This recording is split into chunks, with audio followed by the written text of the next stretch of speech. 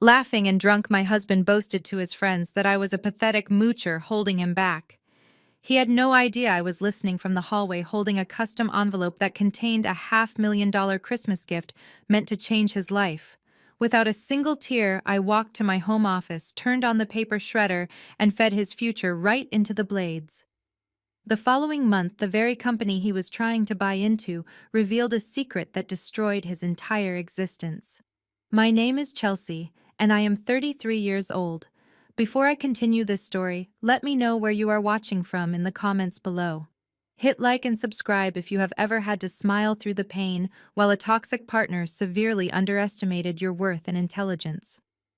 For 7 years, I played the role of the quiet and supportive wife to Bradley, a 35-year-old mid-level sales director at a prominent software firm here in Seattle. From the outside, we had the perfect modern American life. We lived in a stunning modern farmhouse with floor-to-ceiling windows overlooking the Puget Sound. Bradley drove a luxury sports car, wore tailored suits, and loved to play the role of the ultimate provider. He constantly reminded me and anyone else who would listen how hard he worked to give us this beautiful lifestyle. The reality was entirely different. Bradley thought I was just a freelance data analyst working from home on minor consulting gigs. He thought my income barely covered groceries and my own personal expenses. He loved that dynamic. His fragile ego required him to feel superior to be the undeniable king of the castle.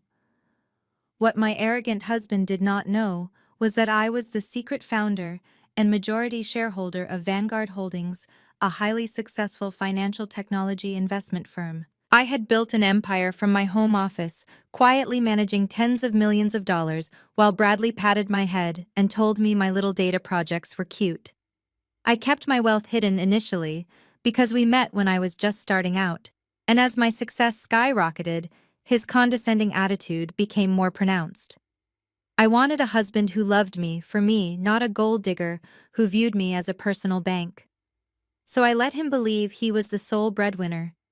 I anonymously funded our lavish lifestyle through a complex network of trusts and limited liability companies. Bradley genuinely believed his mediocre corporate salary was paying for our $1.5 million home. The illusion shattered permanently on the night of our annual Christmas party. I had spent the entire week preparing the house, organizing catering, and ensuring everything was flawless for Bradley and his colleagues.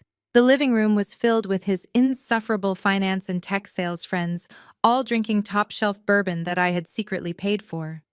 His mother, Brenda, and his sister, Madison, had been there earlier, spending the entire afternoon making passive-aggressive comments about my simple dress and reminding me how lucky I was that Bradley took care of me. The only person in his family who ever treated me with genuine respect was his brother-in-law, Terrence. Terrence is an incredibly sharp African-American corporate lawyer specializing in mergers and acquisitions. He had quietly observed Bradley all evening with a look of professional disdain before excusing himself early. Terrence always seemed to know there was more to me than met the eye, but he kept his thoughts to himself and maintained a strictly neutral boundary. By midnight, most of the guests had left. Only Bradley and his inner circle of arrogant sales buddies remained in the den. I was in the kitchen, exhausted from playing the perfect hostess, cleaning up empty champagne glasses and half-eaten appetizers. I wiped my hands on a towel and picked up a heavy wax-sealed envelope from the kitchen island. It was Bradley's Christmas gift. For months, he had been complaining about needing serious capital to buy partner shares at a major tech firm called Apex. He whined constantly that he was stuck in middle management and just needed a break to become a true executive. Despite his flaws and his increasingly dismissive behavior toward me, I had decided to believe in his potential one last time. I had my lawyers draft a contract granting him full management rights over a $500,000 trust fund. It was the startup capital he desperately craved. I was finally going to reveal a portion of my wealth and give him the boost he always wanted. Holding the envelope, I walked quietly down the hardwood hallway toward the den to give it to him. The door was slightly ajar. The smell of expensive cigars and spilled whiskey drifted out along with the sound of raucous drunken laughter. I stopped in my tracks when I heard my own name. Chelsea is fine for keeping the house clean, Bradley was saying, his voice booming with drunken arrogance. But let us be honest, she is a pathetic moocher. Her entire life revolves around sitting in pajamas, typing on her laptop for freelance pennies. I am the one carrying the mortgage on this massive house. I carry all the financial weight. It is exhausting dragging her along.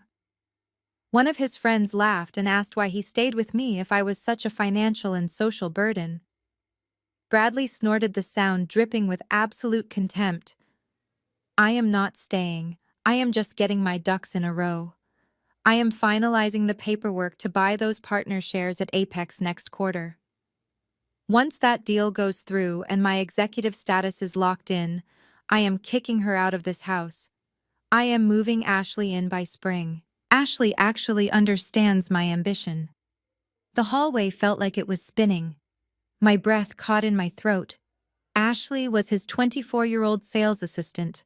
I had met her at company dinners. She was young, bubbly, and constantly hanging on his every word. He had been having an affair, planning to discard me and plotting to throw me out of a house that I actually owned, all while mocking my career to his friends. For a fraction of a second, the old me, the dutiful wife who just wanted to be loved, wanted to burst into the room, throw the envelope at his face, and scream in agony. I wanted to demand an explanation. I wanted to cry and ask why I was not good enough. But that weakness evaporated as quickly as it came. The woman standing in the hallway was not a helpless, dependent housewife. I was a self-made millionaire, a chief executive officer, who negotiated cutthroat corporate deals for breakfast. I did not do dramatic screaming matches. I did absolute calculated destruction. I looked down at the beautiful wax-sealed envelope in my hands. $500,000 of my hard-earned money ready to be handed to a man who was sleeping with his assistant and calling me a parasite. Without making a single sound, I turned around and walked away from the den. I bypassed the kitchen and went straight into my locked home office. I turned on the heavy-duty industrial paper shredder sitting next to my desk. The machine hummed to life with a low, menacing growl. I did not open the envelope. I did not hesitate. I simply fed the thick parchment right into the steel blades. I watched his $500,000 Christmas gift turn into worthless confetti. That sound, the aggressive grinding of the shredder destroying his unearned capital, was the most satisfying sound I had ever heard. It was the sound of my blind loyalty dying and the sound of my ruthless retaliation being born. Bradley thought he was a strategic genius playing a naive housewife. He had no idea he had just declared war on a woman who owned the very ground he walked on. I did not storm into the den to confront him. Confrontation is for people who lack leverage, and I held all the cards. I walked past the laughter echoing down the hall and went straight to our master suite. I pulled my sleek hard-shell suitcase from the top shelf of the walk-in closet. I packed with absolute precision. There were no tears and no emotional breakdowns. I left behind the cheap jewelry he had bought me with what he thought was his impressive holiday bonus. I left behind the conservative dresses his mother had picked out for me to wear to his corporate events. I only packed my tailored business suits, my secure hard drives, and the encrypted laptop that served as the central command for Vanguard Holdings. That single piece of hardware was worth more than his entire software firm combined. Down the hall, Bradley was still shouting to his friends about his impending promotion and how he was going to upgrade his life by moving his young assistant into the house. I zipped my suitcase shut with a sharp, definitive pull. I did not leave a dramatic, tear-stained note on the pillow. I walked down the back staircase, slipped into the garage, and bypassed the luxury sports car he loved to show off to the neighbors. I had already ordered an executive black car service from a private app. As the dark SUV pulled away from the driveway of the massive estate that I secretly owned through a blind trust, I did not look back even once. I booked a penthouse suite at the Fairmont Olympic Hotel in downtown Seattle. Checking in under my corporate entity, the concierge handed me the key card with the utmost respect and absolute discretion. This was the world I actually belonged to, not the subservient domestic prison Bradley and his family had tried to force me into. I woke up the next morning surrounded by crisp white linens and the quiet, powerful hum of the city below. There was no mess to clean. There were no empty whiskey glasses, no stale cigar smells, and no arrogant men expecting me to serve them. I ordered room service requesting black coffee and a smoked salmon Benedict and opened my laptop. The financial markets were already opening on the East Coast, and I had millions of dollars in tech equities to manage. But before I could review my daily portfolio, my personal cell phone began to ring. The caller ID flashed with a name that instantly made my jaw clench. Brenda, my mother-in-law. I pressed answer and put the phone on speaker, setting it next to my coffee cup. I did not even get a chance to say a simple hello. Her shrill, grating voice blasted through the speaker, vibrating with entitlement. "Chelsea, where on earth are you, Bradley? Just woke up to a house completely trashed from last night. Are you out of your mind leaving a mess like this for my son to clean up?" Her tone was dripping with the same venom she had used against me for 7 long years. I sat back and listened, letting her dig her own grave. What kind of wife abandons her duties just because she wants to throw a little tantrum? Brenda continued, her voice rising in pitch and volume. Bradley works himself to the bone to provide a luxury roof over your head. He pays for your food, he buys your clothes, and he lets you play around on your computer all day with your little freelance hobby. The absolute least you can do is keep his house spotless. You are completely useless. You should be down on your knees thanking God a successful, handsome man like him even looks at you. You owe him everything. You owe this entire family everything. Now get back here immediately and do your job before he decides he has had enough of your laziness. I picked up my coffee cup and took a slow, deliberate sip. For years I had swallowed those vicious insults. I had let Brenda treat me like an unpaid maid because I thought that was the price of keeping the peace in a marriage. I thought if I stayed humble and supportive, they would eventually see my worth and treat me like an equal. I was completely wrong. They did not want a daughter-in-law. They wanted a servant they could openly despise to make themselves feel wealthy and important. I did not raise my voice. I did not defend my career or explain that her precious son was a cheating fraud who was about to face complete financial ruin. I simply reached out and pressed the red button, ending the call right in the middle of her unhinged screaming fit. I opened my private banking application on my laptop. I navigated directly to the Platinum Wealth Management page. Brenda had been using a supplementary credit card linked to that specific account for the past 4 years. Bradley always told her he was paying for it out of his own executive salary. He loved playing the generous, highly successful son who could afford to spoil his mother. In reality, that card was tied directly to a private family trust funded entirely by my company Vanguard Holdings. I was the one quietly paying for her weekly spa days, her expensive country club lunches, and her absurd boutique shopping habits. With 2 clicks on my trackpad, I located her specific card number in the registry. I selected the option for permanent deactivation and selected unauthorized user as the reason code. I confirmed the action. The screen flashed a green checkmark indicating the card was instantly and permanently blocked across all global networks. I closed the laptop, finished my coffee, and smiled out at the Seattle skyline. Let her try to pay for her luxury brunch with her friends this afternoon. I did not storm into the den to confront him. Confrontation is for people who lack leverage, and I held all the cards. I walked past the laughter echoing down the hall and went straight to our master suite. I pulled my sleek, hard-shell suitcase from the top shelf of the walk-in closet. I packed with absolute precision. There were no tears and no emotional breakdowns. I left behind the cheap jewelry he had bought me with what he thought was his impressive holiday bonus. I left behind the conservative dresses his mother had picked out for me to wear to his corporate events.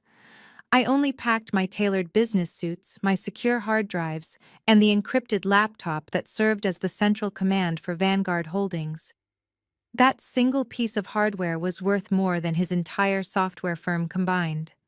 Down the hall, Bradley was still shouting to his friends about his impending promotion and how he was going to upgrade his life by moving his young assistant into the house.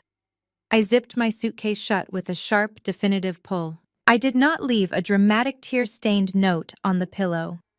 I walked down the back staircase, slipped into the garage, and bypassed the luxury sports car he loved to show off to the neighbors.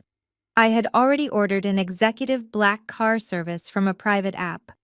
As the dark SUV pulled away from the driveway of the massive estate that I secretly owned through a blind trust, I did not look back even once. Bradley woke up the next morning to a throbbing hangover and a house that looked like a frat party disaster. The smell of stale beer and cold cigars permeated the living room.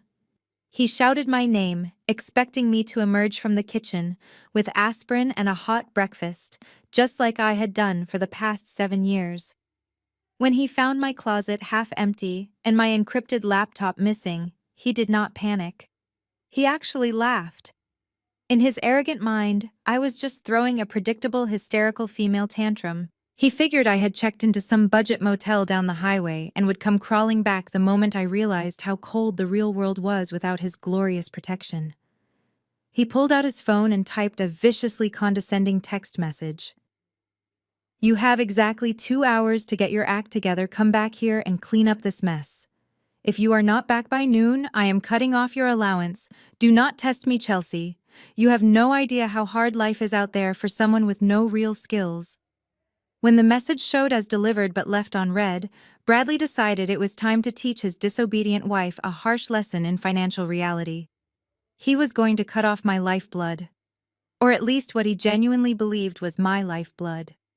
For our entire marriage, Bradley carried a sleek, heavy-metal Chase Sapphire Reserve card. He flashed it at every business dinner, dropped it on the table at every steakhouse, and loved the sound it made when it hit the receipt tray. He constantly bragged to his sales buddies about his massive credit limit and how he generously allowed his freelance wife to have a supplementary card for groceries and gas. He believed his mediocre tech sales salary was funding that account. He never questioned why the automatic payments were always cleared in full at the end of every month without him ever lifting a finger. He simply assumed his genius financial maneuvering and his corporate bonuses were keeping us afloat. He dialed the elite customer service line for Chase Private Client, leaning back in his leather recliner with a smug grin on his face. When a representative answered, Bradley immediately launched into his typical demanding executive tone. "Listen to me very carefully," Bradley barked into the receiver. "I need you to immediately freeze the secondary card on my account. The cardholder is my wife, Chelsea. She is acting erratic, and I do not want her draining my funds on a shopping spree. Lock her card down right now and put a fraud alert on any transactions she tries to make today." There was a brief pause on the line, accompanied by the sound of rapid typing. "Certainly, sir," the representative replied in a calm, highly trained voice. "I can look into that for you. May I please have your social security number to verify your identity?" Bradley rattled off his numbers, feeling a surge of masculine power. He was the breadwinner. He was the boss. He was going to watch me beg for grocery money by dinner time. "Thank you for that information," the representative said, his tone shifting to something noticeably colder and much more formal. "Sir, I am looking at the account associated with that profile. You do not have the authorization to freeze any cards on this ledger." Bradley sat up straight, his face flushing with immediate anger. "What the hell are you talking about? I am the husband. I pay the bills. It is my account. Freeze the damn card before I call your manager and have your job." "I apologize for any confusion, sir," the bank employee continued, completely unbothered by Bradley and his aggressive outburst. "But you are not the primary account holder. You are listed merely as an authorized user. The primary account is held by a corporate entity, Vanguard Holdings LLC, and the sole managing director is Chelsea. Furthermore, I must inform you that the primary account holder contacted us at 8:15 this morning and completely revoked your authorized user privileges. Your metal card has been permanently deactivated. The color drained entirely from Bradley's face. The smugness vanished, replaced by a cold, creeping sense of dread. Revoked. What do you mean revoked? What about the $100,000 limit? You currently have zero access to that credit line, the representative stated with absolute finality. Your profile has been completely scrubbed from the Vanguard Holdings corporate account. If you have any further questions regarding your personal finances, I suggest you contact the primary account holder directly. Have a good day, sir. The line went dead. Bradley stared at his phone in absolute shock. The $100,000 safety net he used to fund his lavish fake lifestyle was gone. It had never been his to begin with. But the nightmare for Bradley was only just beginning. He had not stayed home to clean the house. He had a pressing engagement. Just 2 hours after that humiliating phone call, Bradley was standing in the opulent marble-floored lobby of the Four Seasons Hotel downtown. He had booked their premium executive suite for the weekend to pamper Ashley, his 24-year-old assistant and mistress. He had promised her a luxurious post-Christmas romantic getaway complete with couples massages, room service champagne, and a private shopping trip. Ashley stood next to him at the front desk, wearing designer sunglasses and holding a tiny teacup poodle, looking every bit the pampered mistress. She smiled adoringly at Bradley as the front desk manager presented the initial invoice for the weekend hold, which included the $2,000 suite deposit and the exorbitant spa charges they had already racked up that morning. "Will we be putting this on the Chase card on file, sir?" the manager asked, politely holding out a payment terminal.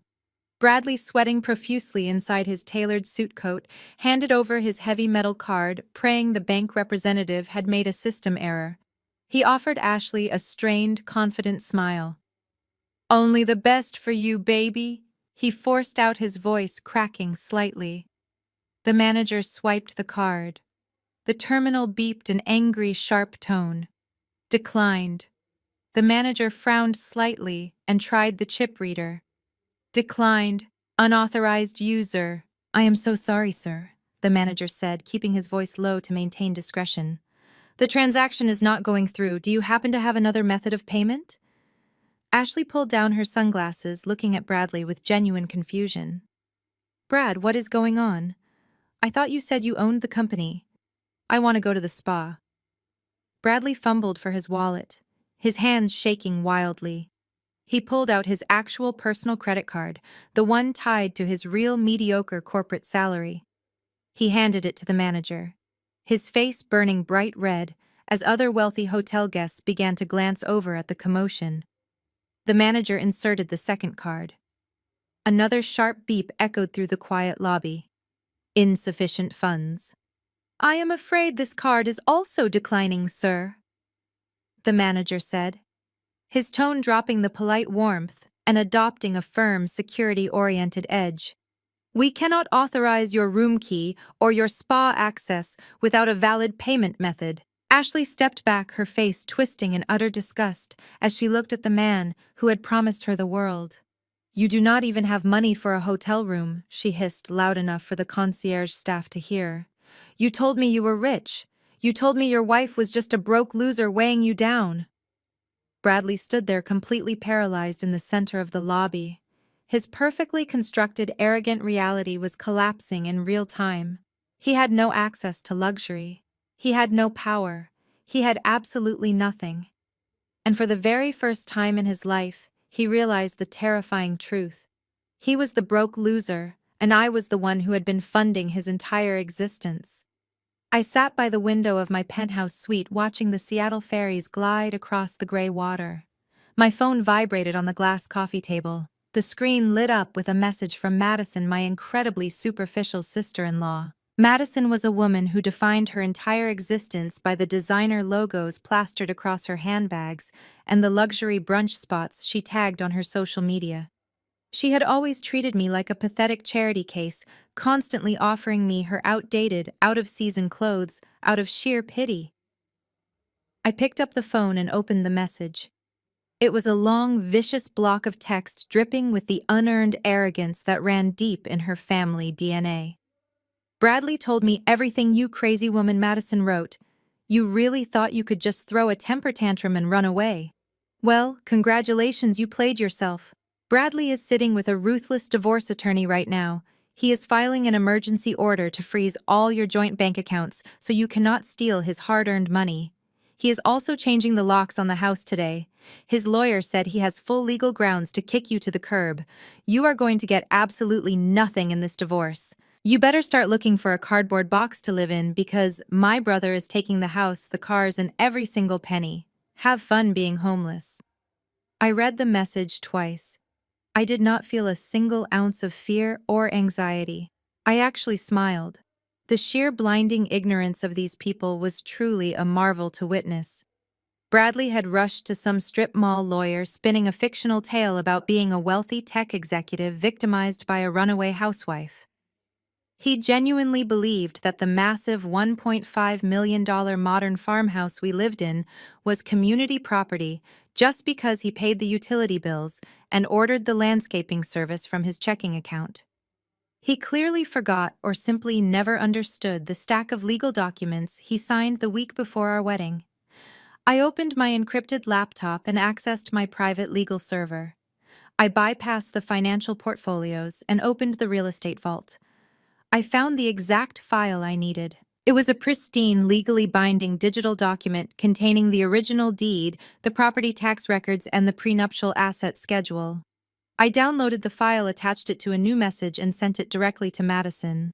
I did not send a long emotional paragraph defending myself. I replied with absolute surgical precision. Read the attached document carefully, Madison, I typed. Tell your brother and his cheap lawyer to look at page 4. The document clearly outlined the indisputable truth.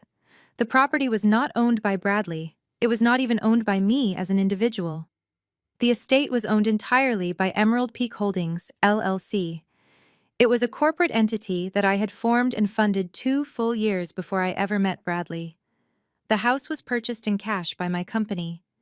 It was an ironclad premarital asset completely shielded from any community property laws in the state of Washington.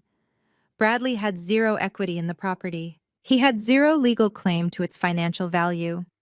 In the strict eyes of the law, he was nothing more than a month-to-month tenant living in a house owned by my corporation.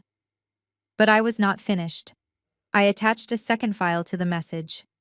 It was a formal, legally binding 30-day notice to vacate, drafted and stamped by my elite corporate legal team at Vanguard Holdings. I typed my follow-up message to Madison. Bradley is not changing any locks. As the sole proprietor of the LLC that owns that property, I am serving him with an official eviction notice. He has exactly 30 days to pack his cheap suits and vacate my premises. If he damages a single wall or refuses to leave by the deadline, my legal team will have the county sheriff physically remove him for trespassing. You can tell him to start looking for his own cardboard box.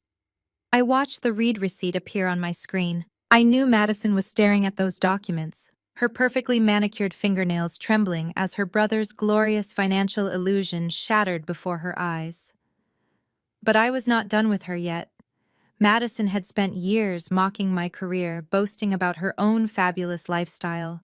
She always claimed she had a secret trust fund from a distant great-aunt that allowed her to buy authentic designer bags and vacation in luxury resorts, despite the fact that she did not work, and her husband Terrence was the only one bringing in a paycheck. Terrence was a brilliant, hard-working corporate attorney, but he was strict with their household budget to pay off his massive law school debt. Madison hated his financial discipline. She loved to flaunt her secret allowance to me, rubbing it in my face that she had generational wealth while I was just a struggling data analyst. What the foolish woman never knew was the actual identity of her secret benefactor. 5 years ago, when Madison and Terrence were struggling with their finances, I secretly intervened. I wanted to help them without damaging Terrence's fierce pride. I set up an anonymous family grant through one of my secondary financial institutions. It automatically wired $3,000 every single month into a private account in Madison's name. It was meant to ease their burden and help them build a solid foundation. Instead, Madison used my money to fund her vain, superficial shopping addiction, completely hiding the funds from her honest husband. She used my own money to buy the designer shoes she wore when she stepped into my house to insult me.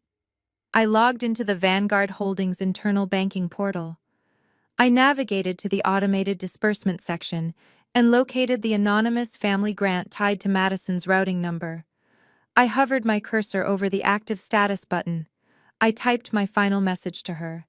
By the way, Madison, have you ever wondered where that secret $3,000 monthly allowance actually comes from? The one you hide from Terrence to buy your expensive accessories. Did you really think a distant relative you never met was funding your shopping sprees? It was me. I set up that anonymous grant 5 years ago because I felt sorry for you. I am the one who paid for every luxury item you have been flaunting in my face all these years. I clicked the cursor. The automated transfer was permanently canceled. The account was closed. I hit send on my phone. Check your banking application, Madison. The gravy train just derailed. Your allowance is permanently terminated. You will have to ask your brother for shopping money now. Oh wait, he is about to be homeless. Have a fabulous day. I placed my phone face down on the table. The silence in my penthouse suite was incredibly peaceful. I did not need to see her reaction to know the absolute devastation she was experiencing. In the span of 10 minutes, I had legally evicted my arrogant husband from $1 million estate and completely bankrupted my vicious sister-in-law. They thought they were the predators, circling a weak and defenseless prey. They just realized they had walked directly into a slaughterhouse. I set my phone face down on the glass table. Madison was neutralized. Her luxurious fake lifestyle was completely dismantled with a single click. Now it was time to turn my crosshairs back to the primary target. I adjusted my posture in the ergonomic chair, took a deep breath of the quiet hotel air, and pulled my encrypted laptop closer. Bradley and I maintained one joint savings account at a local credit union. It was a modest fund containing about $150,000. I had set it up early in our marriage and seeded it with my own money just to give him a sense of shared financial responsibility. He always managed that specific account, proudly claiming he was building our nest egg. As a data analyst by trade and a financial technology architect by design, numbers are my native language. I bypassed the standard clunky banking portal and ran a custom diagnostic script I had written for Vanguard Holdings to track untraceable offshore routing numbers. Bradley was practically a caveman when it came to digital security. He used the same simple password for everything. The spreadsheet populated instantly on my screen. I did not even need to dig deep into the hidden layers of the ledger. Bradley had been funneling cash out of the joint account in steady calculated increments for the past 6 months. The total amount extracted was exactly $80,000. I traced the outgoing routing numbers with a few rapid keystrokes. $25,000 was wired directly to a luxury auto dealership over in Bellevue. I cross-referenced the transaction ID with public county vehicle registration records. The funds were used as a massive down payment on a brand new white Range Rover. The registered owner was Ashley. I kept scrolling down the ledger, my eyes scanning the digital footprints of his betrayal.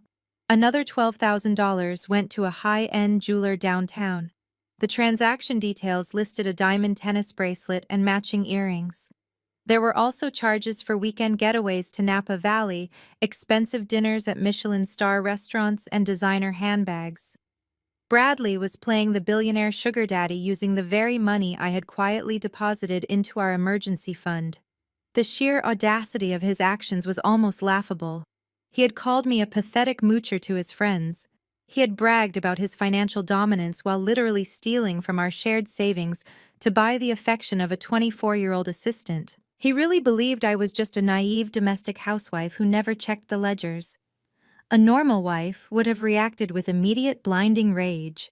She would have driven straight to his office building, stormed into the sales department, and dragged Ashley out by her hair. She would have screamed, cried, and demanded answers in front of his entire corporate team. but I do not do public screaming matches. Emotional outbursts are a sign of lost control, and I operate exclusively on cold hard facts and devastating legal consequences. I took high-resolution screenshots of every single fraudulent transfer. I compiled the raw data into a pristine, indisputable forensic accounting report. In the state of Washington, assets acquired during a marriage are generally considered community property, subject to an equal division. However, there is a very specific punitive legal provision known as the dissipation of marital assets. When one spouse secretly squanders joint funds on an affair or reckless behavior, the court heavily penalizes the offending party.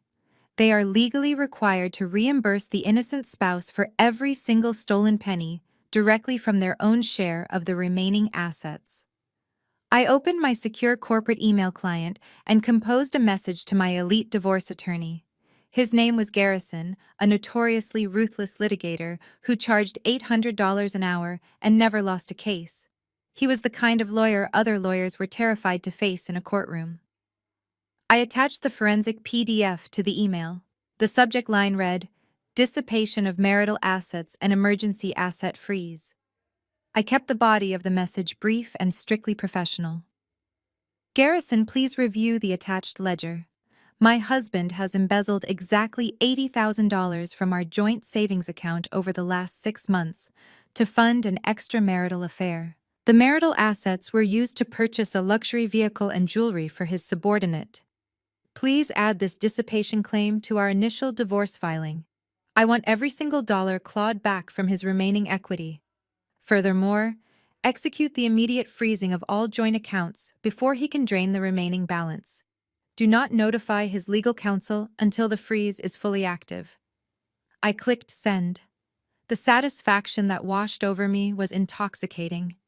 Bradley thought he was a cunning mastermind, living a glamorous double life. He thought he could discard me and seamlessly transition into a shiny new life, with Ashley funded entirely by my money. He had no idea that I was already 5 steps ahead of him, systematically closing every possible exit. The financial noose was tightening rapidly around his neck. He had already lost access to the platinum credit card. He was about to be legally evicted from $1 million estate he thought he owned. His sister was cut off from her secret allowance. And now the money he stole to impress his mistress was going to be weaponized against him in a court of law. Ashley would soon realize that her wealthy, generous boss was actually a broke, soon-to-be homeless fraud facing massive legal debts.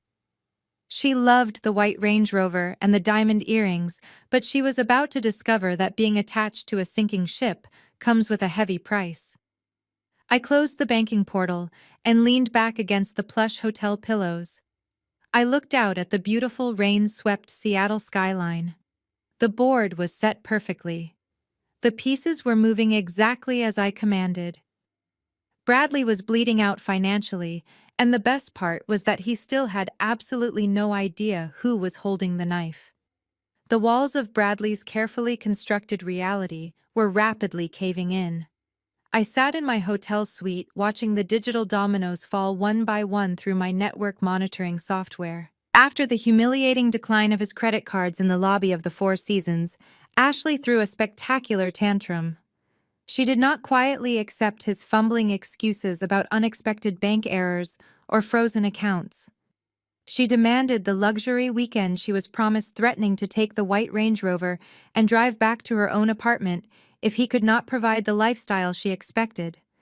Bradley was bleeding out, stripped of his financial armor, and desperate to keep his shiny new mistress from abandoning ship. But keeping Ashley happy was only a fraction of his immediate nightmare. The real crushing weight on his shoulders was the impending deadline for his corporate buyout. Bradley had spent the last 8 months aggressively kissing up to the senior partners at Apex, a prominent software firm.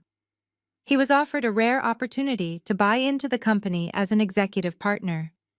The buy-in price was exactly $300,000. He had to wire the funds into the company escrow account by the end of the week, or lose the promotion entirely.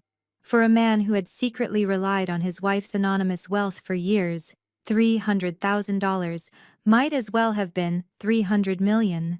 His personal checking account held barely enough to cover his basic car insurance and his golf club membership. He was entirely broke, backed into a corner and suffocating under the weight of his own grand illusions. He needed a massive injection of liquid cash, and he needed it immediately. That is when his arrogant, desperate mind turned to the house. He thought about the sprawling $1.5 million modern farmhouse we lived in. He knew there was zero debt on the property. He knew it was paid off in full. In his profound ignorance of corporate law and real estate structuring, he assumed that simply being my husband granted him automatic access to the equity of the home. He decided the fastest way to get the cash for his Apex partnership was to take out a home equity line of credit, commonly known as a HELOC. He assumed I was just a financially illiterate freelance worker who barely understood how to balance a checkbook. He figured I never looked at official property records, never checked my credit report, and certainly never monitored complex banking inquiries. He convinced himself that he could quietly extract $300,000 from the house, use it to buy his executive shares at Apex, and then pay the loan back with his massive new corporate dividends before I ever noticed a single thing was missing. He justified the theft in his own mind, deciding he deserved the money for putting up with a wife he viewed as a pathetic underachiever. From the quiet sanctuary of my hotel room, I watched his entire fraudulent scheme unfold in real time. Because the property was owned exclusively by Emerald Peak Holdings LLC, any financial inquiry or credit pull against the asset triggered an immediate, highly encrypted alert directly to my private server. My laptop chimed with a high-priority notification just after lunch. I opened the dashboard and saw the digital application processing through a major national bank. Bradley had initiated the HELOC request. But to finalize a loan of that magnitude against a commercial property held by an LLC, the bank explicitly required the digital signature and authorization of the primary managing director. That was me. Instead of asking me which would have exposed his total lack of funds and his desperate need for cash, Bradley chose to cross a catastrophic legal line. He intercepted the digital banking documents.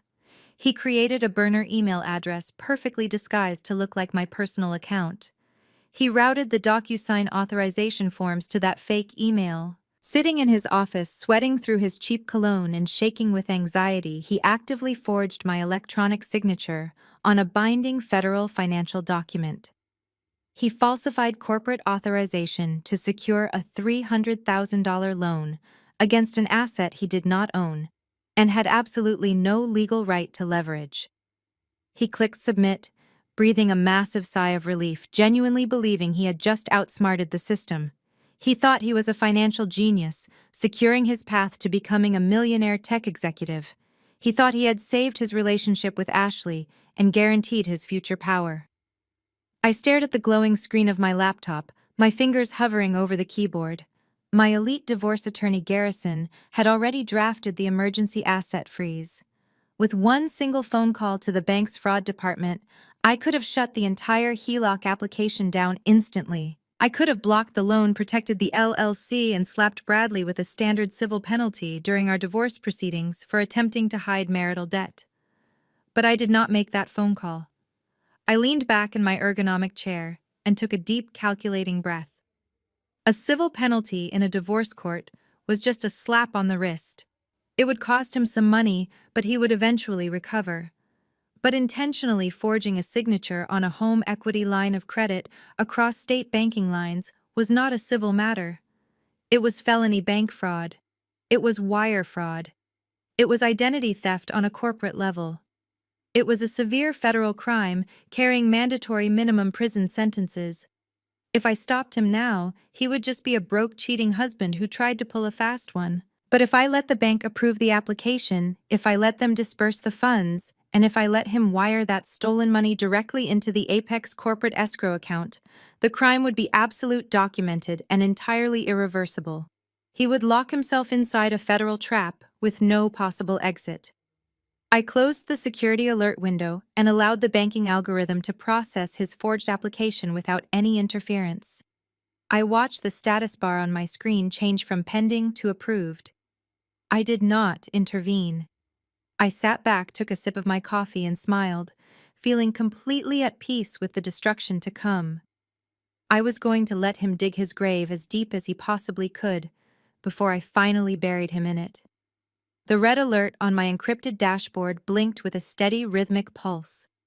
The automated banking system had officially approved the fraudulent home equity line of credit. I sat in the absolute quiet of my hotel suite, staring at the screen as the status changed to final processing. My phone buzzed on the glass table. It was Garrison, my notoriously ruthless divorce attorney. I had granted his firm read-only access to my real estate holding alerts just in case Bradley attempted any desperate financial maneuvers during the separation. Garrison rarely called me personally unless the situation was critical. I answered the call and put it on speaker. Garrison did not bother with pleasantries. He launched straight into the legal crisis. Chelsea, I am looking at a live alert from the county property registry. Garrison said, his voice sharp and urgent. Bradley just submitted a forged authorization to leverage the Emerald Peak property. He is trying to pull $300,000 against the estate. I already have my paralegals drafting an emergency cease and desist order for the bank. I need your verbal authorization to contact the federal authorities immediately. We have to shut this disbursement down before the funds are released. This is a massive legal breach. I took a slow sip of my coffee, keeping my eyes locked on the digital progress bar on my monitor. Do not send the cease and desist, I said. And absolutely do not call the authorities yet. Stand down, Garrison. There was a heavy silence on the other end of the line. Garrison was a man who charged $800 an hour to destroy people in court. He was not used to clients telling him to ignore blatant financial crimes. Chelsea, you need to understand the severity of this situation. Garrison warned, his tone dropping an octave. Your husband is committing identity theft and bank fraud. If we call the fraud department right now, we can stop the transfer. We can flag the account, report the forged digital signature, and have him arrested by the end of the day for attempted fraud. We have him dead to rights. I smiled, though he could not see it. Attempted fraud is the key phrase there, Garrison. If we stop him now while the transaction is still pending, his cheap defense lawyer will argue that it was a marital misunderstanding. They will claim he genuinely believed he had joint authority over the LLC. They will say it was a digital glitch or a miscommunication. A sympathetic judge might just give him a slap on the wrist, a hefty fine, and some community service. I do not want community service for him. I want absolute, irreversible destruction. Garrison let out a low breath.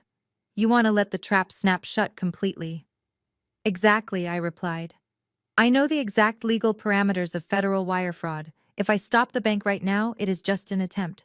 But if we wait, the bank will release the $300,000 into a staging account. Bradley will then be forced to initiate an outgoing wire transfer to purchase his highly coveted partner shares at Apex.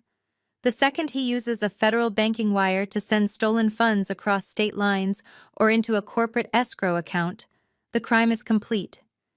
It becomes a severe federal felony under Title 18 of the United States Code. There is no gray area. There is no defense strategy that can save him. He will be facing decades in a federal penitentiary. We do not touch this until the money lands in the Apex escrow account. I could hear Garrison shifting in his leather chair. A low chuckle rumbled through the phone speaker. He respected ruthlessness, and he realized I was playing a game of chess while Bradley was playing checkers. You are a terrifying woman, Chelsea, Garrison said, his voice laced with profound professional respect. I will hold the injunction. We will monitor the routing numbers. The moment that wire clears the Federal Reserve Network and hits the Apex holding account, I will prepare the evidence binder for the Federal Bureau of Investigation. We ended the call, and the real waiting game began. The next 48 hours were a masterclass in psychological discipline. I did not leave my penthouse suite. I ordered all my meals through room service and kept my eyes glued to the dual monitors I had set up on the dining table. I imagined Bradley sitting in his cramped mid-level management office, sweating through his expensive dress shirt. He was probably checking his fake email account every 5 minutes, praying the bank would not call to verify the corporate ownership details. He was terrified of losing his young, demanding mistress. He was terrified of losing his chance to become a powerful tech executive. He was completely blinded by his own toxic ambition. Thursday morning broke with heavy rain lashing against the floor-to-ceiling windows of my suite. I refreshed the banking portal at exactly 9 in the morning. The screen loaded and the staging account balance updated in bright green text. $300,000 had officially been dispersed by the bank. Bradley had his money. I leaned forward, my heart beating with a cold, methodical rhythm. He had the funds, but the federal crime was not entirely complete until he moved them. I knew Bradley. I knew his desperation. He would not wait a single second longer than necessary. At 9:14 in the morning, the outgoing transaction alert flashed on my screen. Bradley had initiated a high-priority, same-day wire transfer. He authorized the entire $300,000 balance to be moved immediately. I tracked the routing numbers as the digital currency left the staging account. It bypassed the local clearinghouse and entered the federal banking network. I watched the destination data populate on my screen. The receiving institution was a secure corporate escrow account managed by the legal department of Apex Software. The funds were specifically earmarked for the executive partnership buy-in program. Bradley was officially trying to buy his seat at the big table using money he had just stolen by forging my signature. He thought he had just won the ultimate victory. He probably sent a smug text message to his mistress, right at that moment, telling her to start packing for their new luxury life together. At 9:27 in the morning, the status indicator on my monitor turned solid blue. The transaction was marked as settled and cleared. The money had officially landed in the Apex escrow account. The funds were locked. They could not be recalled. They could not be canceled. Bradley had successfully pushed the stolen money across the federal wire system. The trap had just slammed shut with a deafening invisible force. He was no longer just a cheating husband making poor financial decisions. He was a documented federal criminal who had just committed wire fraud and major bank fraud. He had left an indisputable digital paper trail that led directly back to his personal IP address and his fake email account. There was no escaping the reality of what he had just done. I picked up my phone and dialed Garrison back. The line connected instantly. The wire just cleared into the Apex corporate escrow account, I said, keeping my voice perfectly level. The transaction is final. The fraud is complete.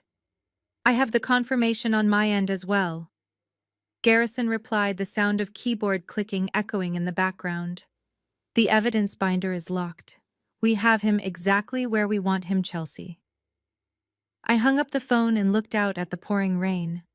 Bradley was currently celebrating his magnificent corporate triumph. He had no idea that the money he just proudly transferred was going straight into a company that I was secretly preparing to consume entirely. He had just handed me the very weapon I would use to destroy his career, his freedom, and his entire arrogant existence. Terrence sat at his polished mahogany desk on the 40th floor of his downtown Seattle law firm, staring intensely at the dual monitors illuminating his face. As the lead mergers and acquisitions attorney managing the Apex software portfolio, his job was to ensure absolute legal compliance during their massive internal restructuring. Apex was currently in the final stages of being quietly acquired by Vanguard Holdings, a private equity juggernaut that demanded flawless ledgers and zero liabilities. Terrence rubbed his temples, pulling up the latest escrow disbursement report. His sharp, analytical mind, the very trait that made him a formidable corporate lawyer, snagged on a glaring anomaly. A federal wire transfer for $300,000 had just cleared into the executive partnership holding account.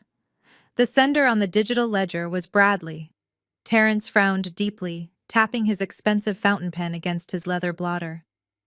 As an African-American man who had fought relentlessly for every ounce of his success in the corporate legal world, Terrence possessed a highly attuned radar for fraud. He also knew his brother-in-law intimately. He knew Bradley was a loud, arrogant middle manager who spent every dime he earned on leased sports cars and cheap country club drinks to maintain a fake image of wealth. He also knew his own wife Madison constantly complained about Bradley asking to borrow cash to cover his golf fees. There was absolutely no logical universe where Bradley had $300,000 in liquid capital sitting around. Terrence ran a quick, highly discreet query through the federal banking routing data attached to the wire. The funds did not originate from a standard personal checking account or a legitimate investment liquidation. They came from a freshly approved home equity line of credit tied to a commercial entity named Emerald Peak Holdings, LLC. Terrence narrowed his dark eyes and pulled up the state corporate registry. Bradley was not listed anywhere on the LLC operating agreement. The red flags instantly multiplied into a massive legal disaster. A man with no liquid assets had just wired a massive sum of money originating from a corporate credit line he did not legally own. In the ruthless world of corporate acquisitions, accepting funds tied to identity theft or bank fraud could completely derail the Vanguard Holdings buyout. It was a toxic radioactive liability. Terrence had a strict ethical obligation to protect the firm, even if the person committing the felony happened to be married to his sister-in-law. He had always maintained a strict neutral boundary when it came to his wife's toxic family. He knew Madison and Bradley treated Chelsea horribly, but he kept his head down and focused on his work. Now Bradley had dragged his criminal behavior right onto Terrence's desk. He could not take this to the current Apex board of directors. They were too desperate for the acquisition cash to care about one questionable executive buy-in. Terrence needed to go directly to the top. He utilized a highly secure encrypted communication channel established specifically for the acquisition attorneys to contact the elusive executive board of Vanguard Holdings. He drafted a stark, urgent memorandum detailing the suspicious federal wire and requesting an immediate off-the-books meeting with the Vanguard managing director to discuss a severe compliance breach that threatened the entire merger. Less than 10 minutes later, his encrypted inbox pinged with a response. The message was incredibly brief. It dictated a time and a location for a private meeting that very afternoon. The location was the Rainier Club, a hyper-exclusive members-only establishment in the heart of the financial district, where billionaires conducted their high-stakes business far away from public scrutiny. Terrence packed his sleek briefcase with the printed escrow ledgers and the LLC registry documents. He adjusted his tailored suit, a silent armor he wore navigating these high-pressure environments. He prided himself on his unwavering integrity and his flawless track record. He was ready to present the cold hard facts to the Vanguard executive, fully prepared to advise them to reject Bradley's funds and report the transaction to the federal authorities for wire fraud. Terrence arrived at the Rainier Club exactly 10 minutes early. The maitre d' escorted him past the opulent dining room and down a quiet mahogany-paneled corridor to a private VIP suite. The room was dimly lit, featuring a heavy oak table, leather executive chairs, and a stunning view of the rain-slicked city streets. Terrence took his seat, placing his encrypted tablet and the physical evidence binder precisely in front of him. He checked his luxury watch. He expected a silver-haired titan of industry, a ruthless venture capitalist, or perhaps a senior legal proxy sent to handle the dirty work. At exactly 2 o'clock, the heavy oak door clicked open. Terrence stood up immediately, buttoning his suit jacket out of professional respect. The person who stepped into the VIP room caused the air to physically leave his lungs. She was not wearing the oversized sweatpants or the casual faded sweaters she usually wore to their Sunday family dinners. She was dressed in a sharp, impeccably tailored charcoal pantsuit that radiated absolute executive authority. Her posture was flawless. Her eyes held a cold, calculating intensity that Terrence had never seen before. It was Chelsea, his sister-in-law, the woman his wife Madison relentlessly mocked. The woman Bradley constantly degraded as a pathetic freelance data entry clerk. Terrence froze, his brilliant legal mind momentarily short-circuiting. He looked at the heavy door, fully expecting someone else, the real executive, to walk in behind her. When the door clicked shut, leaving just the two of them in the silent room, he slowly lowered his hands. Chelsea Terrence asked, his deep voice barely masking his profound shock. "What are you doing here? The Vanguard managing director requested this specific room." Chelsea walked smoothly to the head of the oak table and took her seat. She did not look intimidated by the opulent surroundings or by his imposing presence. She looked like she owned the entire building. She placed her own sleek encrypted laptop on the table, folded her hands, and looked directly into his eyes. "I am the Vanguard Managing Director, Terrence Chelsea," said, her voice perfectly leveled and stripped of any domestic warmth. "You flagged a $300,000 federal wire transfer entering the Apex escrow account this morning. You successfully traced the origination point to a home equity line of credit tied to Emerald Peak Holdings, LLC. You requested this emergency meeting because you suspect the funds are fraudulent and pose a severe compliance liability to my acquisition of Apex." Terrence slowly sank back into his leather chair, staring at the woman across the table. The pieces of the puzzle slammed together in his head with terrifying, undeniable clarity. He looked at the evidence binder in front of him, then back up at her. The woman sitting across from him was not a victim. She was an apex predator. "You own Emerald Peak, Terrence," stated the realization washing over him as he processed the magnitude of the legal trap. "Bradley did not just commit bank fraud. He committed federal wire fraud against your corporation. You are acquiring Apex. You are the shadow buyer."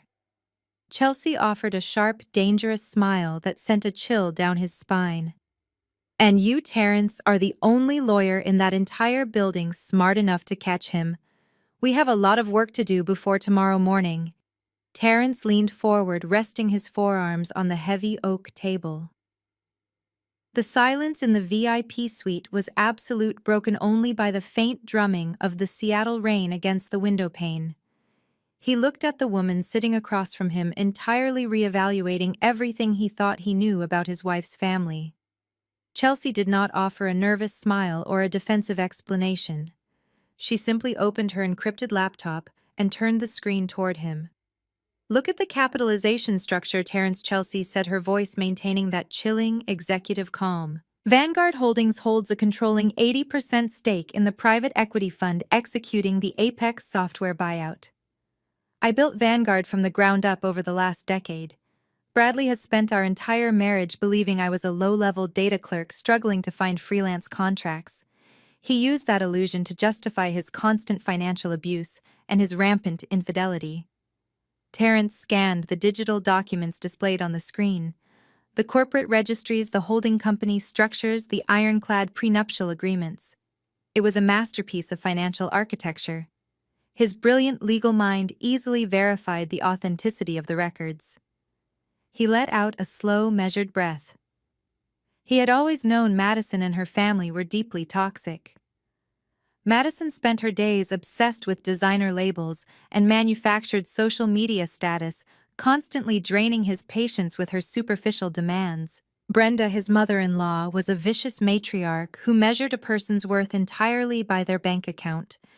Terrence had endured their thinly veiled prejudice and their endless greed for years, isolating himself in his work to preserve his own sanity. He had worked twice as hard as his privileged peers to secure his position as a top-tier corporate lawyer. Integrity was his only currency.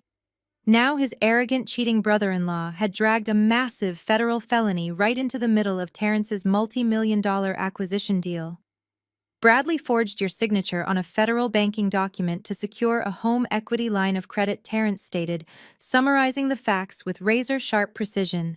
"He bypassed the LLC protections, illegally leveraged a commercial asset he does not own, and executed a wire transfer across state lines.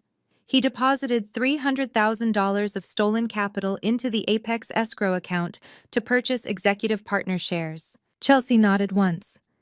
"And he did it while actively planning to throw me out of my own house so he could move his 24-year-old assistant into the master bedroom." Terrence closed his eyes for a brief second, feeling a wave of absolute disgust for the man. Bradley was not just a fool. He was a reckless, arrogant criminal whose blind ambition was about to detonate a corporate bomb. If Terrence allowed those fraudulent funds to clear the final audit, it would poison the entire acquisition. It would compromise Terrence's law firm and expose them to catastrophic federal liabilities. You could have stopped the transfer at the bank level, Terrence noted, opening his eyes to meet her gaze. You could have frozen the application before the funds ever hit the Apex holding account. Why did you let the wire clear? Because stopping him at the bank level would only result in a slap on the wrist. Chelsea replied, her tone dipping into something terrifyingly absolute. He would hire a cheap defense attorney, claim marital miscommunication, and walk away with a fine. I do not want him to walk away. I want him to face the exact consequences of his arrogance. Federal wire fraud carries a mandatory prison sentence. He chose to steal. He chose to forge federal documents. I merely provided the rope, and he eagerly tied the noose around his own neck. Terrence looked at the evidence binder he had brought with him. He had walked into this room fully prepared to advise a faceless venture capitalist to reject the funds and report the breach to the authorities. He had fully intended to throw Bradley to the wolves to protect his own professional integrity and the reputation of his firm. Knowing that Chelsea was the architect of this trap did not change his ethical obligations. In fact, it solidified them. He thought about Madison, who had likely spent her morning shopping with money she did not earn. He thought about Brenda, who had probably spent her day bragging to her country club friends about her son's impending promotion. The entire family was built on a foundation of lies, entitlement, and stolen valor. Terrence was completely exhausted from carrying the moral weight of their dysfunction. He was done protecting people who despised hard work and operated on pure, unadulterated greed. He looked at Chelsea, realizing she was the only person in this entire chaotic family web who actually shared his core values of discipline and accountability. I have a fiduciary duty to protect the acquiring entity in this merger, Terrence said, his deep voice resonating with absolute conviction. Vanguard Holdings is my client. You are my client, Chelsea. My ethical obligation is to ensure that no fraudulent capital enters the Apex corporate structure. Bradley's actions represent a severe, undeniable breach of federal law and corporate compliance. Chelsea offered a small, calculating smile. I was hoping you would see it that way. You are the only person in that family I have ever respected, Terrence. You earned your position. You understand the law. I need an attorney who can facilitate the final phase of this acquisition without letting Bradley slip through the cracks. What exactly do you need me to do? Terrence asked, pulling a fresh legal pad from his briefcase and uncapping his fountain pen. Tomorrow morning, Bradley is scheduled to sign his executive partnership agreement in the Apex boardroom, Chelsea explained, leaning forward to outline the final maneuver. He expects to walk into that room, sign a standard contract, and be handed his new corporate title. I want you to draft the final paperwork for that meeting, but it will not be a standard partnership agreement. Terrence began writing rapidly, his legal mind immediately grasping the strategy. You want a comprehensive termination package combined with a formal notice of frozen assets. Exactly, Chelsea confirmed. I want a document that explicitly outlines his termination for cause due to severe ethical violations and financial fraud. I want the paperwork to legally freeze the $300,000 currently sitting in the escrow account, pending federal investigation. I want him to sit down at that polished mahogany table, expecting to be crowned king, only to be handed his own financial death warrant. I will draft the documents personally, Terrence stated, his pen flying across the legal pad. I will ensure the termination clause is absolutely ironclad. We will strip him of all unvested stock options, revoke his severance package, and formally notify him that his escrow funds have been seized by the Corporate Compliance Division due to suspected wire fraud. He will leave that room with absolutely nothing. Chelsea closed her encrypted laptop and slid it into her leather tote bag. And Terrence, I will be attending that meeting personally. I am taking the seat at the head of the table as the new primary shareholder of Apex Software. I want to look him in the eyes when he realizes he just tried to steal from his own boss. Terrence neatly folded his notes and placed them back into his briefcase. He stood up, buttoned his suit jacket, and extended his hand across the heavy oak table. He felt a profound sense of professional alignment and a deep, quiet satisfaction. The days of indulging his wife's toxic gold-digging family were officially over.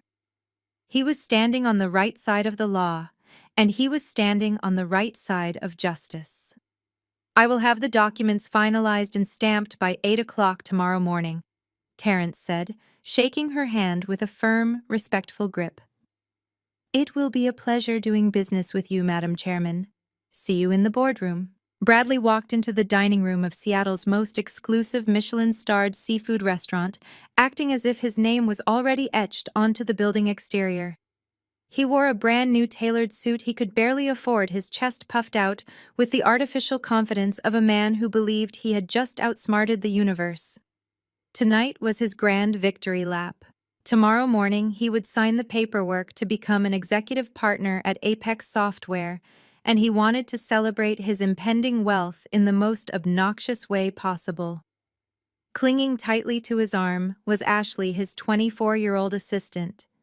She was wearing the expensive diamond tennis bracelet purchased directly with the stolen funds from my joint savings account. Trailing closely behind them were his mother, Brenda, and his sister, Madison. They were a parade of unearned arrogance and toxic entitlement. The maitre d' seated them at a prime corner table overlooking the glittering harbor, presenting them with tasting menus that cost more per person than most people made in a week. Brenda immediately reached across the crisp white tablecloth and took Ashley by the hands. "I cannot tell you how refreshing it is to finally sit at a table with a woman who actually appreciates my son." Brenda gushed her voice loud enough for neighboring tables to hear. "Bradley has spent years dragging around absolute dead weight. Chelsea never understood corporate ambition. She was always so incredibly plain and severely lacking in social grace. But you, Ashley, you are exactly the kind of vibrant, supportive partner a high-powered executive needs to thrive in this city." Madison, still quietly seething from having her secret $3,000 allowance unexpectedly terminated earlier that week, but entirely unaware of who actually cut the cord, eagerly chimed in. "Chelsea is probably sitting in a cheap motel right now crying over her boring spreadsheets." Madison laughed maliciously. "She has zero style and absolutely no class. By the way, Ashley, I am completely obsessed with that white Range Rover Bradley got you. It is so much better than that basic, boring sedan Chelsea used to drive around." Ashley beamed eagerly, soaking up the toxic validation from her new family. She rested her head on Bradley's shoulder, playing the role of the devoted future wife perfectly. "Bradley deserves the very best," Ashley cooed, swirling her crystal water glass. "He works so incredibly hard. I am just so proud to stand by his side while he takes his rightful place as an executive partner. He is a natural leader and he is going to dominate the tech industry." Bradley ate it up entirely. His ego was inflating to dangerous delusional levels. He signaled the sommelier with an arrogant snap of his fingers, ordering a $300 bottle of vintage champagne to start the evening. He was completely broke. His personal credit cards were nearly maxed out. His checking account was running on fumes. But he did not care in the slightest. In his delusional mind, the $300,000 federal wire transfer currently sitting in the Apex escrow account was his golden ticket. By tomorrow afternoon, he firmly believed he would have a massive executive salary and hefty untouchable stock dividends. He raised his glass as the sommelier poured the bubbling liquid. To the future, Bradley announced, loudly clinking his glass against Ashley's, then his mother's, and finally his sister's. "To leaving the garbage in the past and stepping into the elite circle where we belong. Tomorrow morning I sign the paperwork. Tomorrow morning I become completely untouchable." As the alcohol hit his bloodstream, it amplified his vicious, vindictive nature. He wanted me to know exactly what I was missing. He wanted to twist the knife and make sure I felt as small and pathetic as he had always claimed I was. He pulled out his smartphone and leaned in close to Ashley, wrapping his arm tightly around her waist. He motioned for Brenda and Madison to lean into the frame. They all smiled brightly, raising their expensive champagne flutes toward the camera lens. He snapped the photo, capturing their collective arrogant joy. Bradley opened his message thread with me. He attached the glowing high-resolution picture of his new perfect family unit. Then he typed out a message dripping with venom and supreme overconfidence. "Prepare to sign the divorce papers and get out of my way," Bradley typed, his thumbs striking the screen aggressively. "We are out celebrating my massive promotion. Tomorrow morning, I will officially be a partner at Apex Software. You are completely irrelevant now. You have absolutely no chance of touching a single dime of my assets. Have a nice, miserable life, loser." He hit send with a hard tap of his finger, setting his phone face up on the table so he could watch for my inevitable, emotionally devastated reply. Across the city, high above the rain-slicked streets in the silent luxury of my Fairmont penthouse suite, my phone vibrated on the glass coffee table. I was currently reviewing the final termination and asset seizure documents Terrence had securely transmitted to my server. The legal phrasing Terrence used was an absolute masterpiece of corporate destruction. I picked up my phone and opened the new message. I stared at the photo of Bradley, Ashley, Brenda, and Madison. They looked so incredibly smug. They looked like predators celebrating a successful hunt, completely unaware that they were actually the prey. I read the text message twice. The sheer blinding stupidity of his words was almost poetic. He was bragging about becoming a partner at a company I was actively acquiring. He was boasting about protecting his assets using money he had explicitly stolen from me through federal wire fraud. He was sitting at a Michelin-starred restaurant, running up a bill he could not possibly afford, flanked by women who would abandon him the very second his bank accounts hit zero. I did not feel a single shred of anger. I did not feel the need to type out a long emotional paragraph defending my worth or expressing my hurt. I did not warn him about the federal agents that would soon be waiting for him in the lobby of his own office building. I simply opened the emoji keyboard on my phone. I scrolled past the angry faces and the broken hearts. I selected the standard bright yellow thumbs-up symbol. I pressed send. I set the phone face down on the table and turned my attention back to the flawless legal documents Terrence had prepared. Tomorrow morning, Bradley was going to walk into the Apex boardroom expecting a glorious coronation. Instead, he was going to walk directly into a financial and legal slaughterhouse. The simple thumbs up was not a surrender. It was a silent confirmation that his execution was fully scheduled, legally bound, and ready to proceed. The morning sun broke through the heavy Seattle clouds, casting a sharp golden light across the floor-to-ceiling windows of my penthouse suite. Today was not just another Friday in the corporate world. Today was an execution. I stepped out of the massive hotel shower and wiped the steam from the vanity mirror. I looked at the woman staring back at me. For 7 years, I had deliberately dimmed my own light. I had worn faded, oversized sweaters and sensible flats to make a fragile, insecure man feel towering and significant. I had played the role of the quiet domestic wife perfectly. That role officially died last night. I opened the garment bag my private concierge had delivered an hour earlier. I bypassed the pastel colors and the conservative cuts that Bradley and his mother always tried to force onto me. Instead, I pulled out a custom-tailored midnight blue power suit. The cut was razor-sharp, designed to project absolute unapologetic authority. I paired it with a crisp white silk blouse and black stiletto heels that echoed like gavel strikes on the hardwood floor. I pulled my hair back into a sleek, severe style and applied a bold crimson lipstick. I did not look like a freelance data entry clerk. I looked like a woman who could dismantle a major financial institution before finishing her morning espresso. I gathered my encrypted laptop and walked out the door. My private driver was waiting at the curb in a black executive vehicle. The ride through the bustling downtown financial district was silent and smooth. We pulled up to the towering 50-story glass and steel skyscraper that housed the Apex Software global headquarters.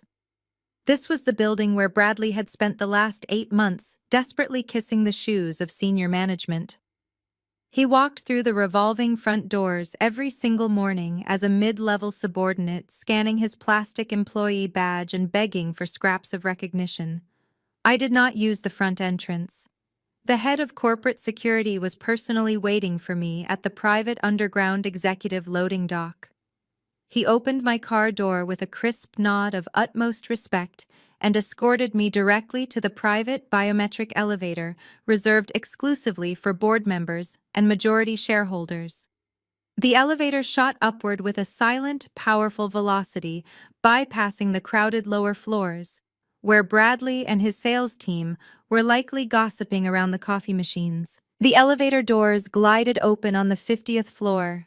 This was the executive sanctuary. The carpets were thick enough to absorb sound, and the walls were paneled in rich, dark mahogany. Terrence was already waiting for me in the private anteroom just outside the main boardroom. He wore a flawless charcoal gray suit, holding a thick leather portfolio tightly against his chest. He looked entirely in his element, a brilliant legal mind ready to deliver the final verdict. "Good morning, Chelsea," Terrence said, his deep voice resonating with absolute professional clarity. "Good morning, Terrence," I replied, matching his clinical tone. "Is the paperwork finalized and legally binding across all federal parameters?" Terrence unclasped the leather portfolio and handed me a stack of pristine, heavy cardstock documents. "It is completely ironclad," he confirmed, tapping the top page with his expensive fountain pen. "The first document is the formal notice of asset seizure. It explicitly states that the Vanguard Holdings Compliance Division has frozen the $300,000 wire transfer currently sitting in the Apex escrow account due to an active federal investigation for wire fraud and identity theft. The second document is his immediate termination of employment. It is categorized strictly as a termination for severe cause." I scanned the legal jargon with my highly trained analytical eyes. The phrasing was a masterpiece of corporate destruction.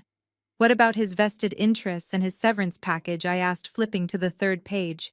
"Completely nullified," Terrence stated without a single ounce of hesitation. "The termination for cause clause immediately strips him of all unvested stock options, cancels his healthcare benefits by the end of business today, and explicitly revokes any financial severance. He will literally walk out of this building with nothing but the cheap suit on his back. Furthermore, I have already drafted the evidence binder containing the forged home equity line of credit application and the digital wire routing numbers. The Federal Bureau of Investigation, White Collar Crime Division, has an agent standing by on a priority channel. The second you give me the signal, I transmit the binder, and federal warrants will be issued." "Excellent work, Terrence," I said, handing the documents back to him. "You have protected this acquisition flawlessly. It is time to secure the room." We turned and walked toward the massive frosted glass double doors of the primary boardroom. Two security guards stepped back and pulled the heavy doors open for us.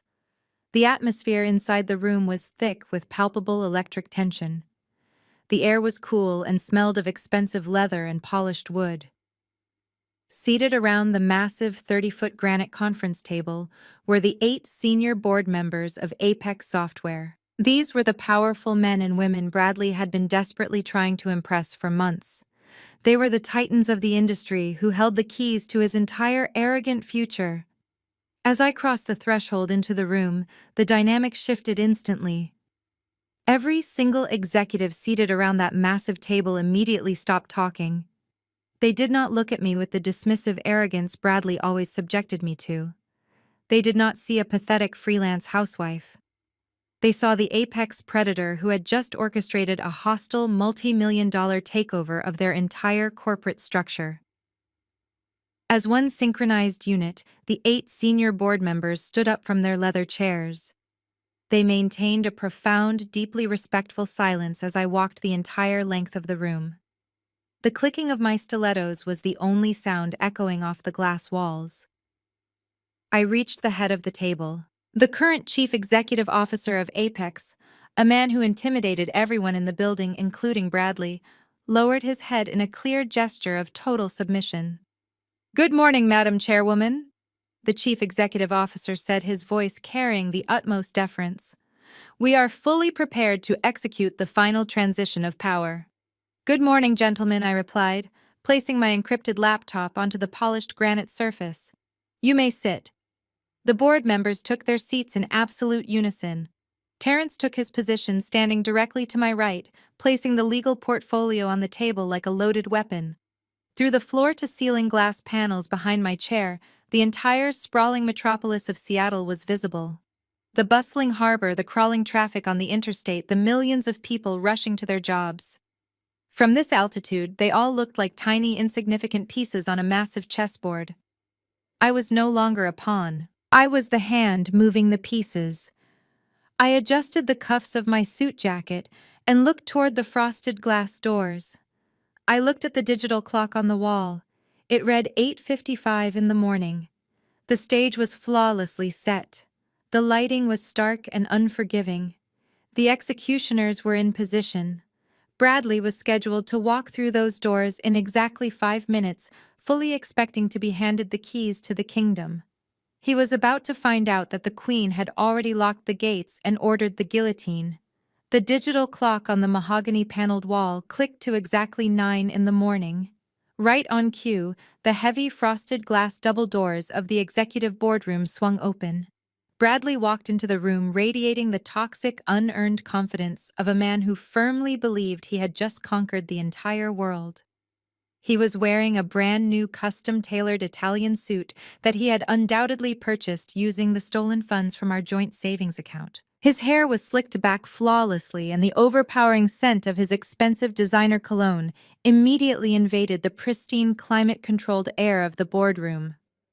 Trailing closely behind him was his private attorney, a flashy mid-tier lawyer wearing a shiny tie and carrying a cheap leather briefcase. His lawyer looked entirely out of his depth, shifting nervously as he scanned the room instantly, sensing that the atmosphere in this high-altitude sanctuary was incredibly hostile. Bradley, however, was completely blind to the tension. His massive, fragile ego acted as a blinder to reality. He strutted across the thick carpet with a wide, arrogant smile plastered across his face, ready for his glorious coronation. He did not look toward the head of the massive granite table right away.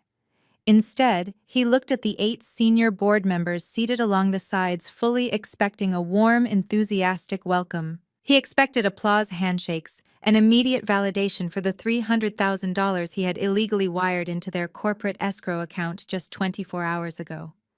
But nobody clapped, nobody smiled, nobody even offered a polite nod. The 8 elite executives simply stared at him in absolute terrifying silence.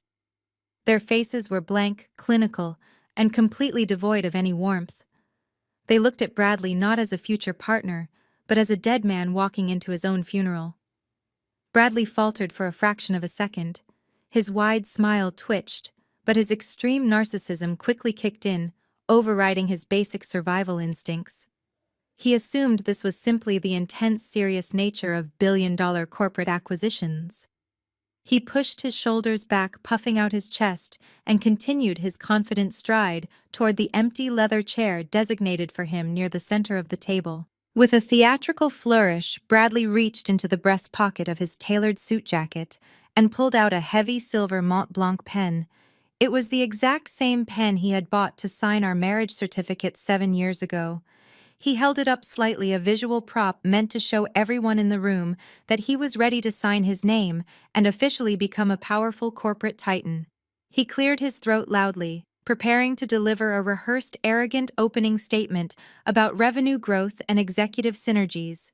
Before he could speak a single pathetic word, I slowly swiveled the high-backed leather chair at the head of the table around to face him. I did not blink. I did not offer a polite greeting. I simply stared directly into his eyes, projecting the cold, ruthless authority of a woman who currently held his entire existence, his career, his freedom, and his finances in the palm of her hand. My midnight blue power suit sharply contrasted against the bright Seattle skyline behind me. I sat perfectly still, my hands folded elegantly over the encrypted laptop resting on the granite surface. Bradley froze mid-step, His body went entirely rigid as if a massive surge of electricity had just shot through the floorboards and locked his muscles in place. His mouth fell open in a silent, comical gasp. The false confidence melted off his face in less than a second, replaced by a sudden sickening wave of absolute shock.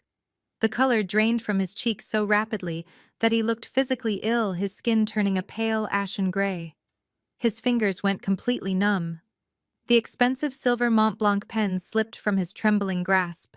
It hit the polished granite conference table with a sharp, violent clack, rolled off the beveled edge, and clattered loudly onto the hardwood floor. That metallic sound echoed through the dead silence of the massive boardroom like a gunshot. For a terrifying 10 seconds, Bradley's brain completely short-circuited. He looked at me sitting in the chairman's seat. He looked at Terrence, who was standing stoically to my right, holding a thick legal portfolio like an executioner holding an axe. Then he looked at the 8 silent board members, who were watching his breakdown with profound professional disgust. Because Bradley was fundamentally an arrogant, misogynistic narcissist, his mind absolutely refused to process the reality of my power. He could not comprehend that the woman he called a pathetic freelance moocher to his friends was currently commanding the most powerful room in the building. His brain defaulted to the only narrative his ego could accept.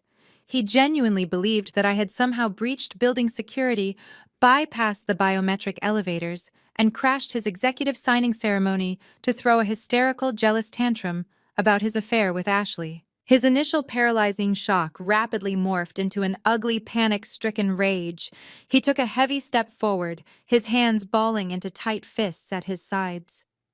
"Chelsea, what the hell are you doing here?" Bradley hissed desperately, forcing his voice into a harsh whisper so the board members would not hear his domestic drama. "Are you completely insane?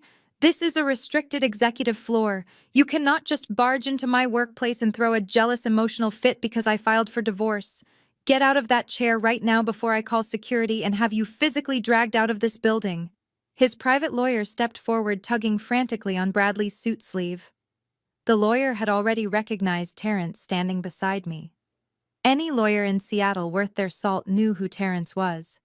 He was a legal heavyweight, a predator in the courtroom, and seeing him stand in a position of ultimate subordination to me sent the private attorney into a full-blown panic. He whispered frantically for Bradley to shut his mouth, realizing instantly that this was not a domestic dispute. This was an ambush. But Bradley violently shook his lawyer off, refusing to listen. He was far too obsessed with maintaining his fragile alpha male image in front of the Apex board of directors. He turned away from me and looked directly at the 8 silent executives. He plastered a frantic, desperate, incredibly fake smile onto his pale face. "I am so incredibly sorry, gentlemen," Bradley announced, his voice shaking with a mixture of embarrassment and suppressed rage. "My soon-to-be ex-wife is clearly having a severe mental breakdown. She has been highly unstable and deeply erratic lately because she simply cannot handle the fact that our marriage is over. I assure you, this will only take a moment. I will have the building guards escort her out immediately so we can proceed with the partnership signing. I apologize profusely for this pathetic, embarrassing disruption." Bradley actually leaned over the granite table and reached for the centralized conference phone, fully intending to dial the security desk to have me removed from my own corporate headquarters.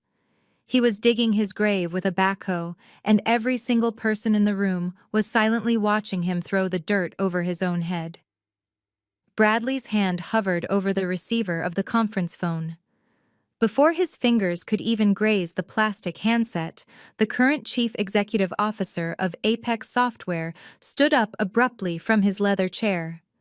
The older, silver-haired man slammed his palm flat against the granite table, the sharp sound echoing like a crack of thunder. "Step away from that phone immediately," the CEO commanded, his voice dripping with absolute venom and professional outrage. "You will show the proper deference or I will have security throw you through the plate glass windows myself. Do not disrespect the chairwoman in her own boardroom." Bradley froze, his hands suspended in midair. His bloodshot eyes darted wildly between the furious CEO and my perfectly calm seated figure. The cognitive dissonance was physically breaking his mind. He looked like a man who had just been told gravity no longer existed. He slowly pulled his hand back, his chest heaving with shallow, panicked breaths. He turned his gaze back to me, searching my face for any sign of the submissive, quiet wife he thought he knew. He found nothing but a cold, impenetrable fortress. I did not raise my voice. I did not need to. True power does not shout. I simply reached out and picked up the heavy leather-bound merger portfolio Terrence had placed on the table. I tossed it effortlessly. The thick stack of legal documents slid across the polished granite surface with a slick, deadly hiss. It stopped mere inches from Bradley's trembling hands. "Open it," I instructed, my tone flat and stripped of any emotion. Bradley stared at the portfolio, as if it were a live explosive. His private attorney, sweating profusely and realizing his own career was currently standing on a landmine, reached out with a shaking hand and flipped open the cover. The lawyer scanned the first page, his eyes widening in sheer, unadulterated terror. The attorney took a slow, deliberate step backward, physically distancing himself from Bradley. "You walked into this room today expecting a coronation," I said, leaning forward slightly, interlocking my fingers. "You wired exactly $300,000 into the Apex corporate escrow account yesterday morning at 9:27. You thought you were purchasing a 5% executive stake in this software firm? You thought that money was going to buy you a seat at this very table, elevate your pathetic mid-level management career, and fund your shiny new life with your 24-year-old assistant." Bradley swallowed hard, his Adam's apple bobbing erratically. His face was a mask of pure horror, but his ego still refused to accept the execution. "Chelsea, what is this?" He choked out, his voice cracking into a high-pitched, desperate wheeze. "Where did you get these numbers? This is highly classified corporate data. I did not get the numbers, Bradley. I own the numbers," I replied, letting the absolute weight of my words crush him into the floorboards. "You wanted to buy a piece of Apex software.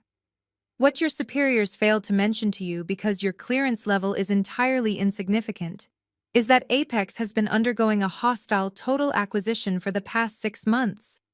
I gestured to the documents lying in front of him. The private equity juggernaut executing that buyout is Vanguard Holdings.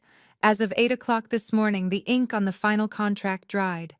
Vanguard Holdings just successfully acquired 100% of Apex Software. And Vanguard Holdings, the multi-million-dollar corporate empire that now owns your desk, your employment contract, and your entire professional future, is owned exclusively by me. I am the sole founder, the primary shareholder, and the acting chairwoman." The silence in the boardroom was absolute. Bradley stopped breathing. His knees visibly buckled, and he had to grip the edge of the granite table just to keep himself from collapsing onto the carpet. "I am the boss, Bradley," I stated, driving the final nail directly into his chest. "And as the absolute authority of this newly merged corporation, I have the unilateral power to approve or deny any executive buy-ins. I am formally rejecting your capital. I completely refuse to sell you a single fraction of a share in my company. You are denied." The reality finally shattered his delusional barrier. The fragile, toxic ego that had fueled his entire miserable existence instantly and violently imploded. Bradley let out a guttural, agonizing sound that was half scream and half sob. He slammed his fists against the table, his face turning a dangerous, splotchy shade of crimson. "No," Bradley roared, the sound tearing through his throat. "No. This is a lie. This is a sick, elaborate joke. You are a freelancer. You do data entry on the couch in your pajamas. You rely on my paycheck to survive. You do not own a private equity firm. You are a nobody." He whipped his head around, glaring wildly at the 8 senior board members who were watching his meltdown with cold, detached fascination.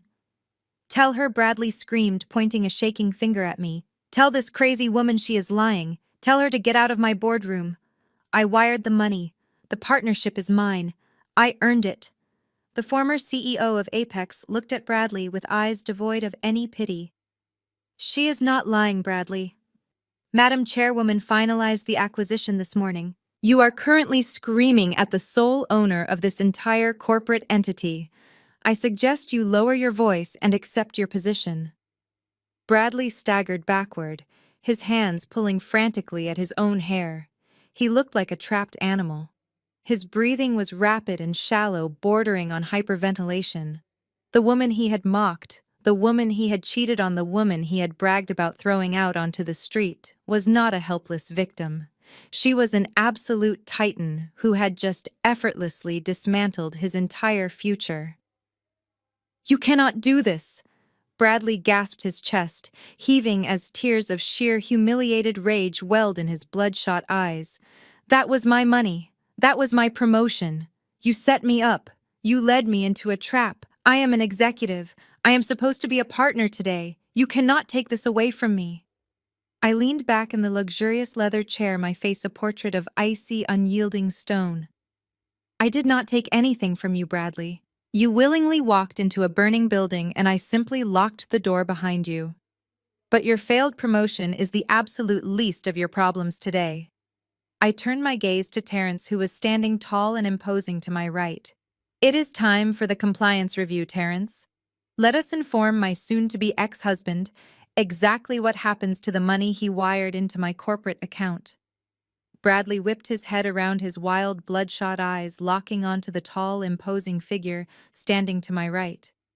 In his frantic, collapsing mind, Bradley saw a lifeline. He looked at Terrence, his African-American brother-in-law, the man who had sat at his mother Brenda's dining table for years, enduring her thinly veiled prejudice.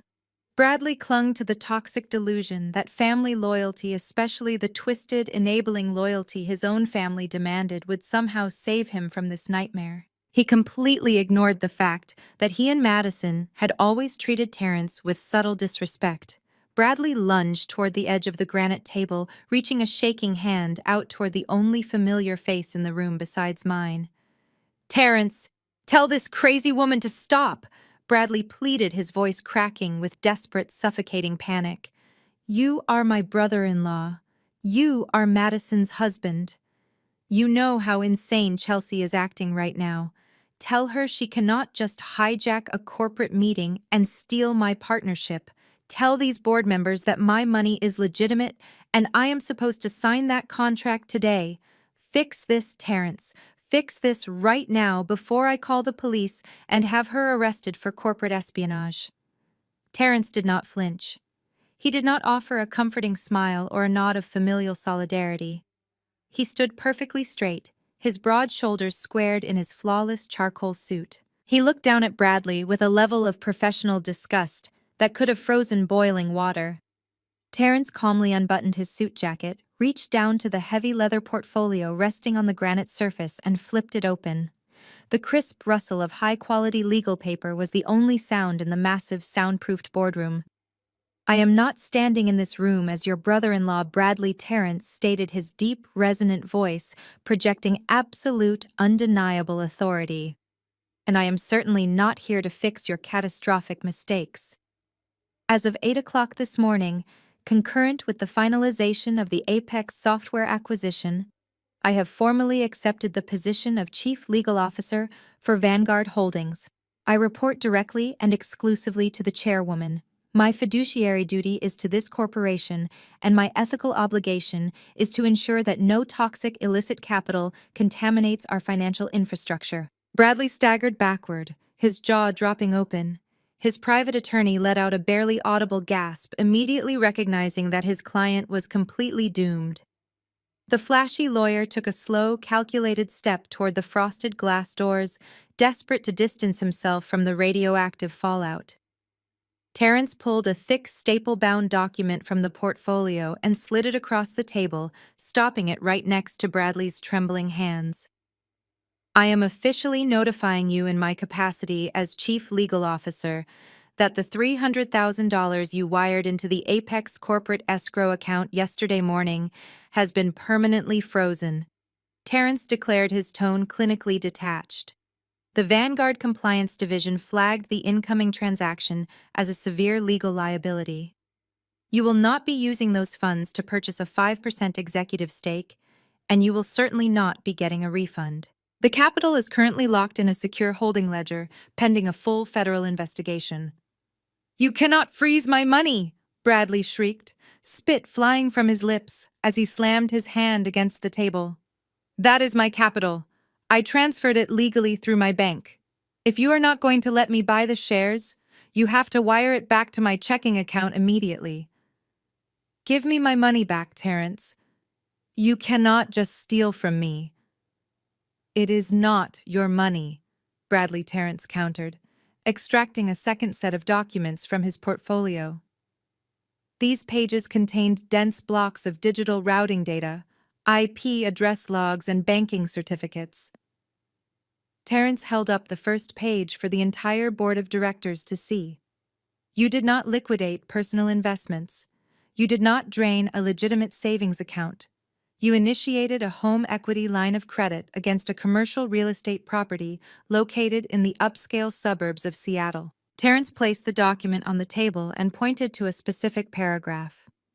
The property in question is owned entirely by Emerald Peak Holdings, LLC, a corporate entity established and funded exclusively by the chairwoman long before your marriage. You possess absolutely no equity in that estate. You are not listed on the operating agreement, and you have zero legal authority to leverage that asset for a financial loan. Bradley began to hyperventilate. His chest heaved rapidly as the walls of the boardroom seemed to close in around him. Sweat beaded heavily on his forehead, ruining his perfectly styled hair. He looked wildly at the documents, recognizing the bank logos and the property addresses. In order to bypass the stringent banking security protocols, Terrence continued, his voice echoing with devastating precision. You intercepted the digital authorization forms. You created a fraudulent email address designed to mimic the primary account holder. You utilized a computer located in your mid-level sales office on the 22nd floor of this very building. And from that specific IP address, you intentionally forged the electronic signature of the primary managing director. You falsified a binding federal financial document to extract $300,000 from a bank. Bradley wrapped his arms around his own torso, looking like a man plunging into a freezing ocean. He tried to speak, tried to formulate a lie, but his throat was completely paralyzed. You then took those stolen funds and authorized a same-day federal wire transfer, pushing illicit capital across state banking lines and depositing it directly into our corporate escrow account, Terrence said, delivering the final fatal blow. You did not just make a poor marital financial decision, Bradley. You committed identity theft. You committed bank fraud. And the moment you hit send on that wire transfer, you committed a severe federal felony. Bradley stood paralyzed, his knees knocking together. He looked at the documents on the table. He saw the printed IP logs. He saw the timestamp of the exact moment he had forged my signature. He realized with absolute horrifying clarity that we had watched him commit the crime in real time. We had let him walk into the bank, hand over the stolen money, and lock himself inside a federal cage from which he could never escape. He realized that the woman he had spent years degrading had silently engineered his complete destruction without ever raising her voice. I cannot accept those funds, Terrence concluded, closing his portfolio with a sharp, decisive snap. Accepting stolen money would implicate Vanguard Holdings in your criminal enterprise.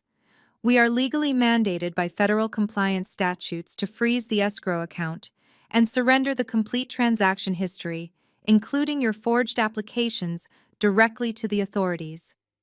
Your money is gone, Bradley, and your freedom is going with it. Bradley's chest heaved as if the oxygen had been vacuumed out of the massive boardroom. He gripped the edge of the granite table so tightly that his knuckles turned completely white, but no amount of physical anchoring could stop the room from spinning around him.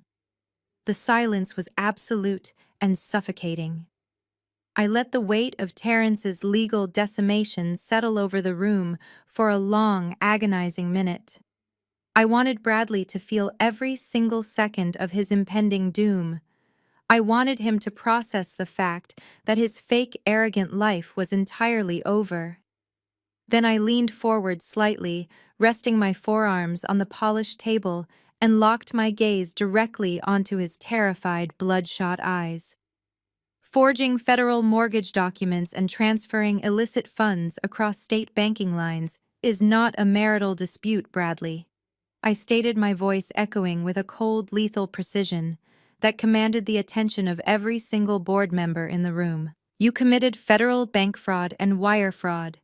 Under Title 18 of the United States Code, wire fraud carries a maximum federal prison sentence of 20 years. You are not going to a country club mediation, you are going to a federal penitentiary. Bradley let out a pathetic, strangled whimper. He looked at his flashy private attorney, desperately hoping for a legal loophole or a sudden objection, but his lawyer was already zipping up his cheap leather briefcase, physically backing away toward the frosted glass doors. The attorney knew that associating with a documented federal criminal in front of the Vanguard Holdings legal team was professional suicide. Bradley was completely isolated, drowning in the deep end of a pool he had arrogantly dove into. "Please, Chelsea," Bradley gasped, the toxic bravado completely stripped from his voice, replaced by a sickening high-pitched whine. "You cannot do this to me. I will give the money back. I will call the bank right now and reverse the wire. I will tell them it was a mistake. We are married, you are my wife. You have to stop this. You cannot send me to prison." I felt a profound, chilling sense of satisfaction watching him beg. The man who had mocked my intelligence, who had funded his affair with my money, and who had planned to throw me out onto the street was now weeping in front of the most powerful executives in Seattle. "I am not your wife," I corrected him, my tone entirely devoid of any mercy. "I am the chairwoman of the corporation that currently owns your employment contract. And we are not finished discussing the consequences of your actions today." I opened the second folder Terrence had prepared and slid a single crisp sheet of paper across the granite table. It stopped right next to the frozen escrow documents. Bradley stared at it, his eyes wide with blind panic, unable to comprehend what other horrors awaited him. "You walked into this boardroom, expecting to sign an executive partnership agreement." I continued, my voice carrying the absolute finality of a judge delivering a death sentence. "Instead, I am handing you your walking papers. As the primary shareholder and acting chairwoman of Apex Software, I am officially terminating your employment effective immediately." Bradley shook his head frantically, tears of sheer humiliation spilling over his eyelashes and tracking down his pale cheeks. "No, no, no, you cannot fire me. I am the top regional sales director. I brought in millions for this company. You cannot just fire me." "I am not just firing you, Bradley," I clarified, twisting the knife with surgical accuracy. "You are being terminated for cause. You have committed severe documented ethical violations, financial embezzlement, and corporate fraud. Because your termination is classified as a severe breach of conduct, you are completely stripped of all corporate protections." I watched his eyes dart wildly around the room as I dismantled his financial safety net piece by piece.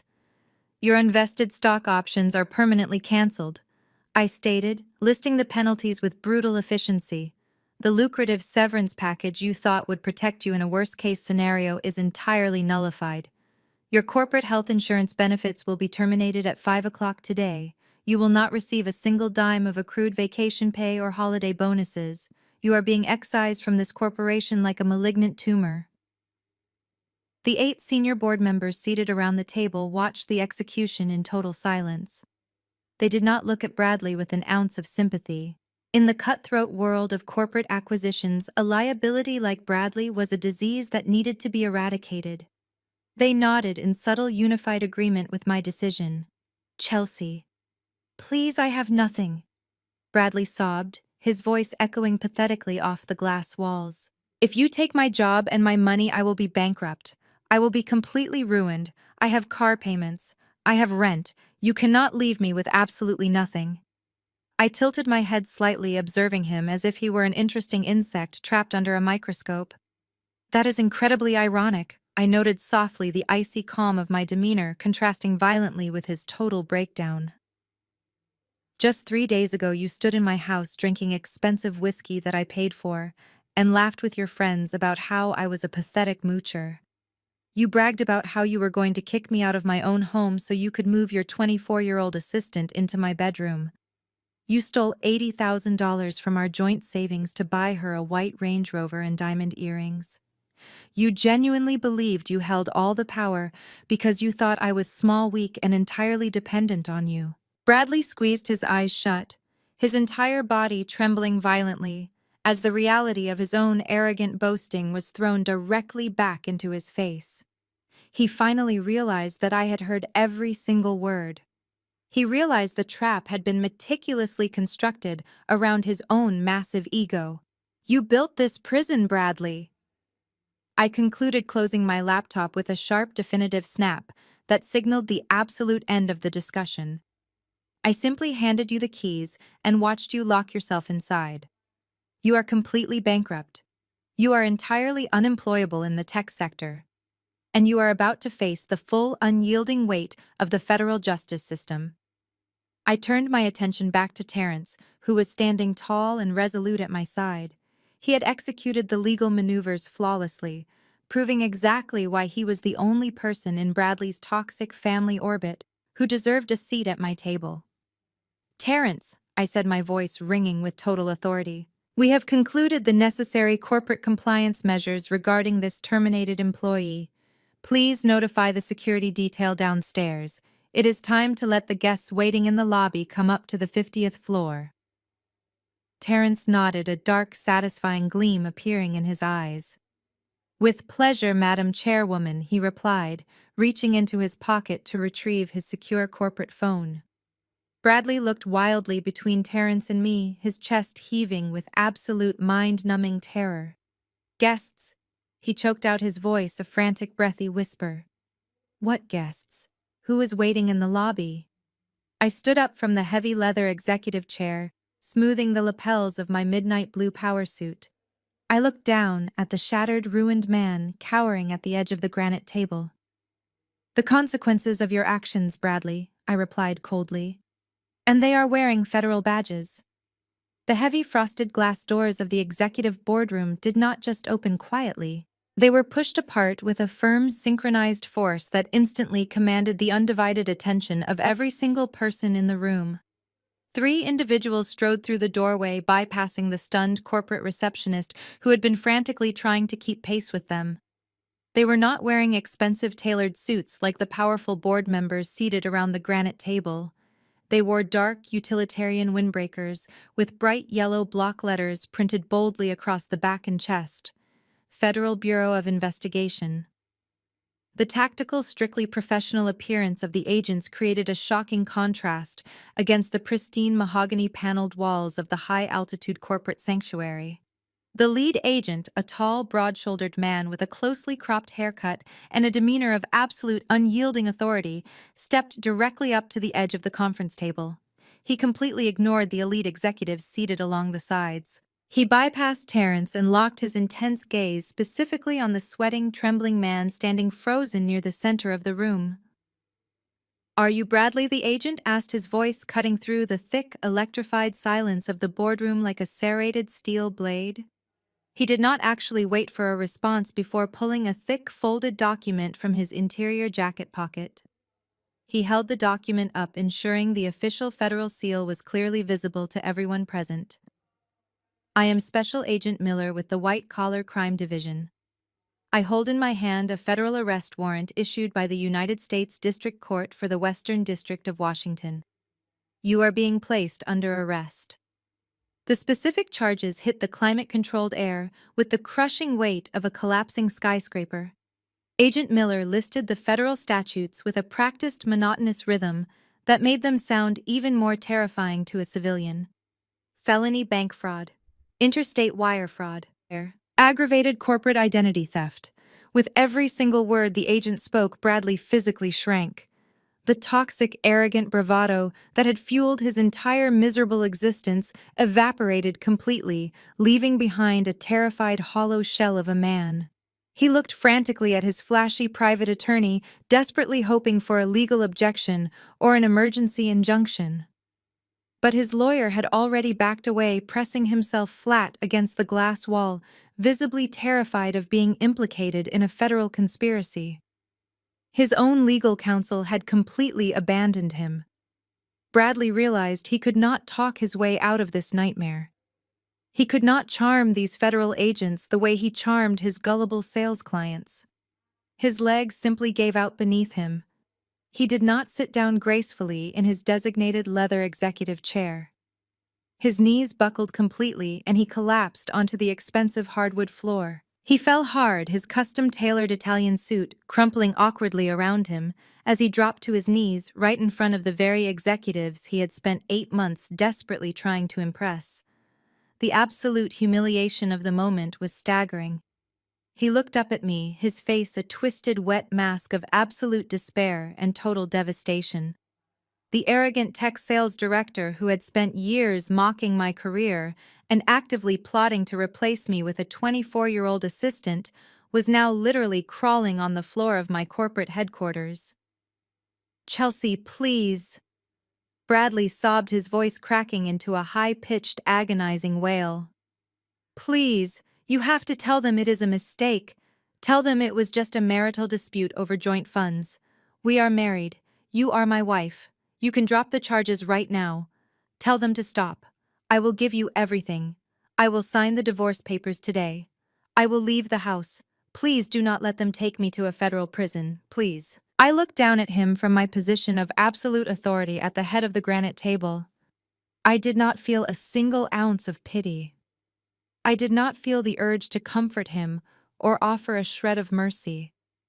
I felt the profound, chilling satisfaction of a perfectly executed strategy. I looked at the man who had drained our emergency savings to buy diamond earrings and luxury vehicles for his mistress.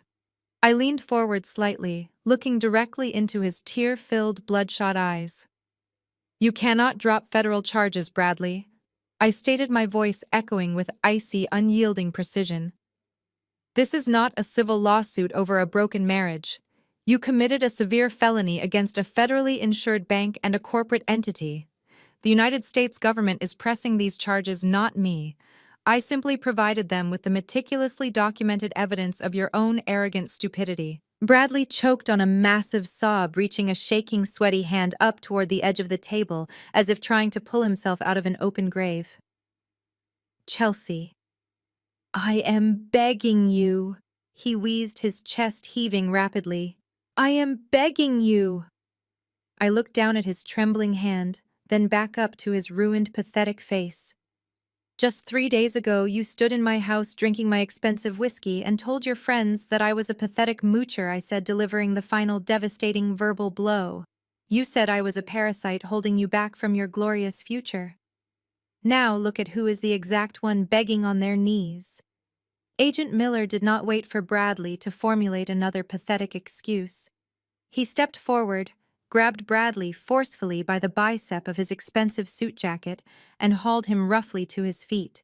"Put your hands behind your back," the agent commanded, spinning Bradley around and pressing his chest hard against the polished granite conference table. The sound of cold, heavy steel ratcheting shut echoed through the silent boardroom. The heavy metal handcuffs snapped securely onto his wrists, binding his hands together in front of the entire Apex Board of Directors. Agent Miller began reciting the Miranda rights with practiced efficiency as a second agent thoroughly searched Bradley for any hidden assets or secondary phones. "You have the right to remain silent. Anything you say can and will be used against you in a court of law." Bradley was weeping openly now, a loud, guttural sobbing that completely destroyed whatever tiny shred of dignity he had left in this world. The elite board members watched with absolute clinical detachment as the federal agents physically turned him around and marched him toward the frosted glass doors. Terrence stood perfectly still to my right, his arms crossed tightly over his broad chest, watching his corrupt brother-in-law being hauled away like common trash. The arrogant man who had walked into this 50-story skyscraper expecting to be crowned an elite executive partner was now being frog-marched out in handcuffs, entirely ruined, completely bankrupt, and facing decades behind federal bars. As the heavy frosted glass doors closed behind the federal agents, the massive boardroom exhaled a collective stunned breath. Terrence efficiently distributed the finalized acquisition documents to the remaining executives, seamlessly transitioning the room back to the multi-million-dollar corporate merger at hand. I did not linger to celebrate or gloat. My work at Apex Software was officially concluded for the day. I picked up my encrypted laptop, gave a curt nod to the board of directors, and walked out to the private biometric elevator. By the time my private driver navigated the sleek black executive vehicle out of the downtown financial district, the news of the arrest had already leaked. In the modern corporate world, scandalous gossip travels faster than fiber optic internet. A mid-level sales director being hauled out of a skyscraper in federal handcuffs by the white-collar crime division was prime fodder for local business blogs, frantic text threads, and corporate whisper networks. I leaned back against the plush leather seats of the SUV and watched my personal cell phone screen light up like a distress beacon. The toxic family network was imploding in real time, and the blast radius was magnificent. The first frantic call came from Brenda. I let it ring twice before answering, genuinely curious to hear the sheer unadulterated panic replacing her usual arrogant entitlement. I pressed the green accept button and activated the speakerphone, setting the device on the polished center console of the vehicle. The sound of hysterical, chaotic sobbing instantly flooded the quiet, climate-controlled interior of the car. "Chelsea, you have to help us!" Brenda shrieked, her voice cracking wildly as she gasped for air. "Bradley just called me from a federal holding facility. They denied him standard bail. They are talking about a massive cash bond and freezing his assets pending a federal hearing. You have to call your bank right now and wire the bail money to the courthouse. You have to get my son out of that cage before they process him into the general population." In the background, I could hear Madison wailing, completely unglued and hyperventilating. The brutal reality of their financial ruin was finally crashing down on their heads. They had spent the entire morning at a Michelin-starred restaurant celebrating his fraudulent promotion, drinking $300 champagne, and by mid-afternoon, their golden boy was stripping off his custom-tailored Italian suit to put on an orange jumpsuit. "He is crying," Chelsea Madison yelled into the receiver, snatching the phone away from her mother. The federal agent seized his expensive watch and his designer belt. "You are his wife. You have a legal and moral obligation to post his bail. Pull the money from your joint savings account right now and hire a premium criminal defense attorney. He cannot use a public defender." I listened to their pathetic demands, marveling at how they still tried to command me, even while begging for their absolute survival. I did not raise my voice. I did not offer a single ounce of sympathy, nor did I explain my role in his spectacular downfall. "I cannot help you, Brenda." I stated, my tone colder than a Seattle winter storm. The federal authorities froze the joint savings account the exact moment they issued the arrest warrant for wire fraud. My personal accounts are also completely locked down for a forensic legal audit due to the aggressive divorce proceedings I formally filed this morning. I do not have a single liquid dollar available for a federal bail bond. "But what are we supposed to do?" Brenda sobbed, the absolute terror of impending poverty gripping her throat like a vice. "He cannot stay in federal lockup. He will not survive in a maximum security facility. We do not have that kind of liquid cash to save him." I looked out the tinted window at the passing city skyline, feeling a profound sense of closure. "I suggest you tell Madison to start liquidating her closet," I replied, delivering the final, merciless blow. "Those authentic designer handbags she loves to flaunt at our Sunday dinners are worth a small fortune on the luxury resale market. Maybe if she pawns enough of the high-end accessories I secretly paid for all these years, she can afford a cheap strip mall defense attorney for her brother. Good luck finding a cardboard box large enough to fit the enormous egos of all three of you." Before either of those toxic women could scream another demanding word, I tapped the screen and ended the call. I immediately opened their contact profiles in my directory and permanently blocked their phone numbers. I blocked their email addresses. I blocked their social media accounts. I completely severed the digital cord without a second of hesitation. They were entirely erased from my existence, relegated to the miserable, broke future they so richly deserved. While Brenda and Madison were busy having a complete mental breakdown in the suburbs, the 24-year-old mistress was executing her own ruthless, highly calculated exit strategy. Ashley was young and superficial, but she was entirely self-preserving. The moment Bradley failed to return to the luxury suite at the Four Seasons Hotel, she checked her phone for local news alerts.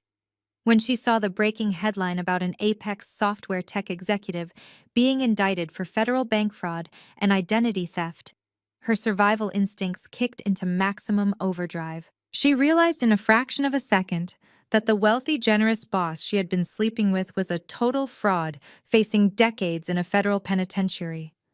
Ashley did not rush down to the federal courthouse to support her lover. She did not call a lawyer to help him. She rushed straight back to the upscale downtown apartment Bradley had secretly rented for their illicit rendezvous. Moving with the frantic efficiency of a seasoned grifter, she packed her designer luggage in record time. She grabbed the diamond tennis bracelet, the matching earrings, the expensive electronics, and every single valuable item Bradley had purchased using my stolen savings. She knew federal asset forfeiture laws meant the government would eventually come looking for items bought with illicit funds, so she needed to disappear immediately. She loaded everything into the trunk of the pristine white Range Rover. She did not leave a note. By the time the sun set over the Puget Sound, casting long shadows across the city, Ashley had completely vanished across state lines. She left behind nothing but a trashed, empty apartment, a stack of unpaid utility bills, and an expensive lease fully registered in Bradley's name. The loyal mistress he threw his entire life away for did not even wait for his first phone call from behind bars. The divorce proceedings moved with a terrifying surgical velocity. Bradley did not get the prolonged, messy courtroom battle he had always threatened me with. He was currently sitting in a federal holding facility, stripped of his tailored suits, and forced to wear a standard-issue orange jumpsuit. Because he was actively facing federal prosecution for wire fraud, bank fraud, and corporate identity theft, his ability to contest a civil divorce was entirely non-existent. He was represented by an overwhelmed public defender who looked completely exhausted just reading the forensic accounting reports my elite attorney Garrison had compiled. We walked into the King County Family Courthouse on a Tuesday morning. The judge took one look at the towering stack of financial evidence, the forged home equity documents, and the detailed ledger proving the dissipation of marital assets. The ruling was absolute and incredibly swift. I walked away with 100% of my assets entirely intact. The prenuptial agreement protecting Emerald Peak Holdings and Vanguard Holdings was upheld without a single objection. The judge ordered that the $80,000 Bradley had embezzled from our joint savings to fund his affair with Ashley must be fully reimbursed to me. Since his bank accounts were frozen and his corporate severance was voided, that debt became a permanent legal judgment attached to his name. He was left with massive legal fees mounting federal restitution mandates and absolutely zero equity. I left that courthouse a completely free woman, officially untethered from his toxic, suffocating anchor. With Bradley locked in a federal cage and my financial pipelines permanently severed, the artificial reality his family had enjoyed rapidly collapsed. Brenda was the very first casualty of this newly enforced poverty. For years she had resided in a beautiful upscale townhome in the suburbs, hosting lavish luncheons and bragging about her highly successful son. She firmly believed Bradley was paying her exorbitant mortgage and funding her country club lifestyle. In reality, the automated payments keeping a roof over her head were secretly subsidized by a blind trust I had established early in our marriage to keep her complaints at bay. The moment I deactivated that trust, her entire financial foundation disintegrated. Without my hidden capital, the mortgage on her townhome went into immediate default. Brenda received her first foreclosure notice just 3 weeks after Bradley was arrested. She tried frantically calling her wealthy socialite friends for a loan, but word of her son's federal indictment had already poisoned her reputation. The elite country club she loved so much quietly revoked her membership, citing a violation of their morality clause.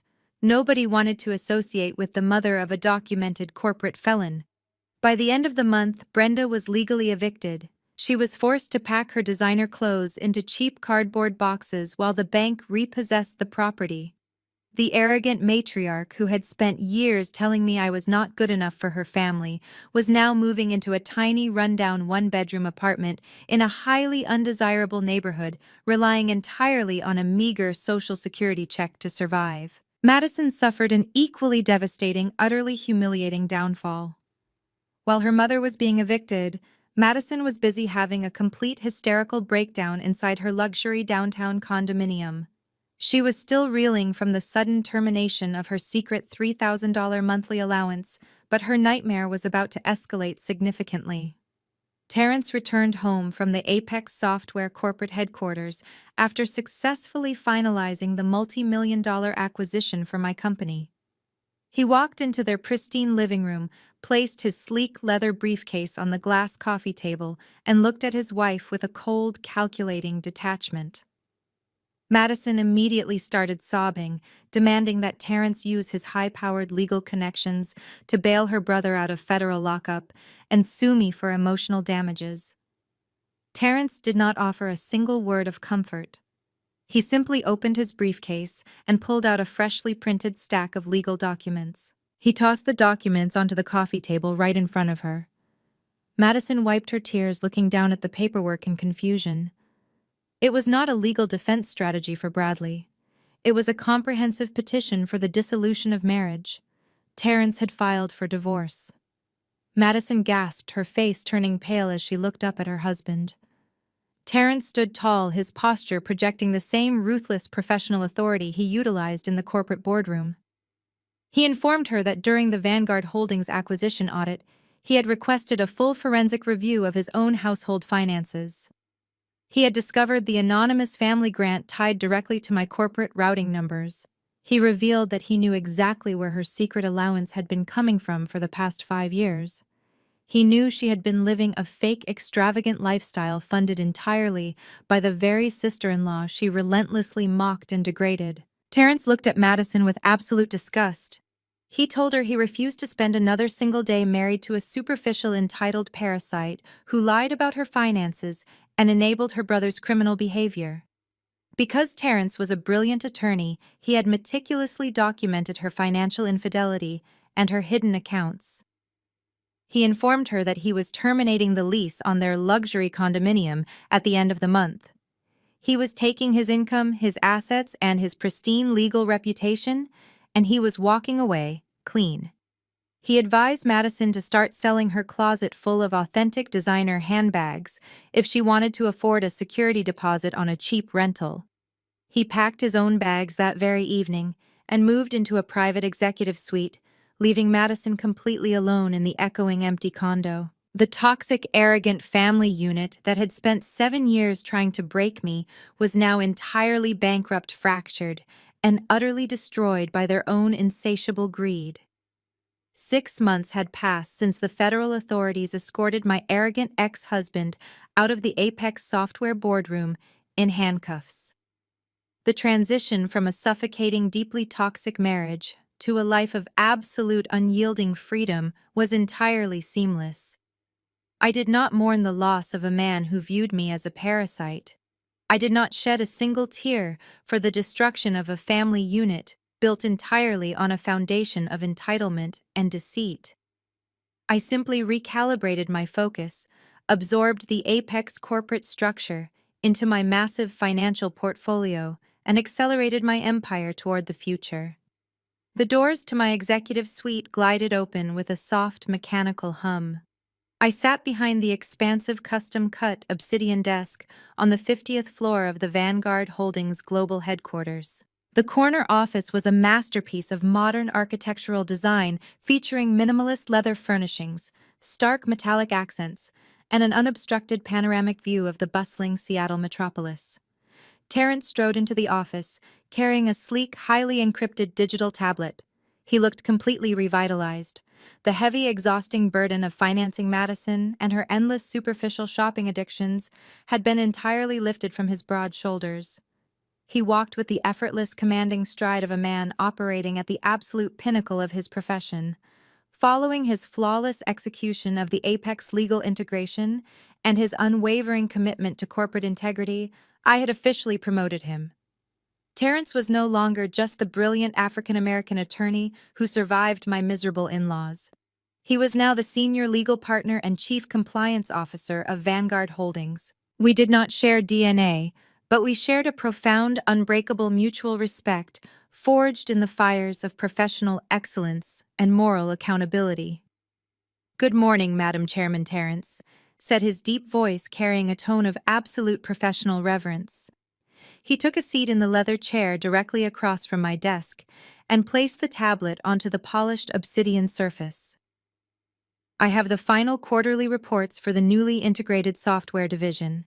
The restructuring is completely finalized. Revenue projections are currently exceeding our initial estimates by 14%. The market responded incredibly well to the hostile takeover and the immediate purge of the previous bloated middle management tier." "Excellent work, Terrence," I replied, reviewing the digital figures with a sharp analytical eye. "Your aggressive restructuring of their legal department saved us millions in potential compliance liabilities." Terrence offered a subtle, highly satisfied nod. "It is easy to maximize efficiency when you remove the dead weight holding the company back." He noted his words carrying a dual meaning that we both perfectly understood. He tapped the screen of his tablet, swiping to a highly secure, restricted federal database file. On a strictly procedural note, Terrence continued his demeanor shifting to a cold, clinical detachment. "The federal prosecutor assigned to the wire fraud and corporate identity theft case contacted my office this morning. The sentencing hearing concluded exactly an hour ago in the United States District Court." I leaned back in my ergonomic executive chair, folding my hands carefully in my lap. I maintained a completely neutral expression, though a quiet thrill of anticipation coursed through my veins. What was the final verdict from the federal judge? Because he utilized a forged electronic signature to secure a fraudulent home equity line of credit across state banking lines and subsequently transferred those illicit funds into a corporate escrow account. The mandatory federal sentencing guidelines were heavily enforced. Terrence reported, reading directly from the official court transcript.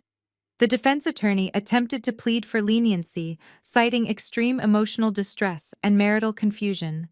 The federal judge entirely rejected the plea. Bradley was sentenced to 15 years in a federal penitentiary without the possibility of early parole. Furthermore, he has been hit with a permanent financial restitution order that will garnish any future wages he might ever earn upon his eventual release. He is legally, financially, and professionally eradicated. A profound, absolute silence settled over the massive executive office. There was no joy, no celebration, and no lingering anger. There was only the cold, hard reality of absolute justice. Bradley had dug his own grave, jumped inside, and handed me the shovel. Now the dirt was permanently packed over his head. "Thank you for the update, Terrence," I said, officially closing the book on the most exhausting chapter of my entire existence. "Please ensure the compliance department archives those federal records. I never want to hear his name in this building again." "Consider it done," Terrence replied, standing up and retrieving his encrypted tablet. He buttoned his flawless tailored suit jacket and offered me a look of deep, unspoken gratitude. He had reclaimed his life just as fiercely as I had reclaimed mine. "I will see you at the afternoon strategy briefing, Chelsea." Terrence turned and walked out of the office, the heavy glass doors gliding shut behind him. I was completely alone in the massive sanctuary of my success. I stood up from the obsidian desk and walked slowly toward the floor to ceiling glass panels wrapping around the corner office. I looked down at the sprawling, vibrant city of Seattle. Far below, tiny cars navigated the rain-slicked streets, and thousands of people rushed through the financial district, hustling to meet their daily corporate demands. I held a ceramic mug of rich, dark roast coffee in my hand. I felt the comforting heat radiating through the thick ceramic against my palms. I wore a razor-sharp, tailored emerald green power suit that fit me with absolute perfection. For 7 long years, I had deliberately shrunk myself. I had worn faded, oversized sweaters. I had hidden my brilliant analytical mind. I had swallowed vicious insults, cruel jokes, and endless degradation from a family of arrogant, financially illiterate narcissists. I had allowed a mediocre, cheating man to call me a pathetic failure while I secretly funded his entire delusional reality. I had muted my own incredible power just to make small, insecure people feel comfortable. I took a slow, deliberate sip of the bitter black coffee. The taste was sharp, waking up every single nerve ending in my body. Those days of hiding were permanently over. There were no more drunken insults echoing from the den. There were no more shrill, demanding phone calls from an entitled mother-in-law expecting me to clean up her son's messes. There were no more fake, designer-obsessed sisters-in-law sneering at my wardrobe. The toxic noise that had polluted my life for almost a decade had been completely silenced by the deafening roar of my own success. I did not have to pretend to be a struggling freelance data entry clerk ever again. I was the absolute master of my own universe. I controlled a financial empire that dictated the movements of the very market itself. I held the power to destroy corrupt men and elevate honorable ones.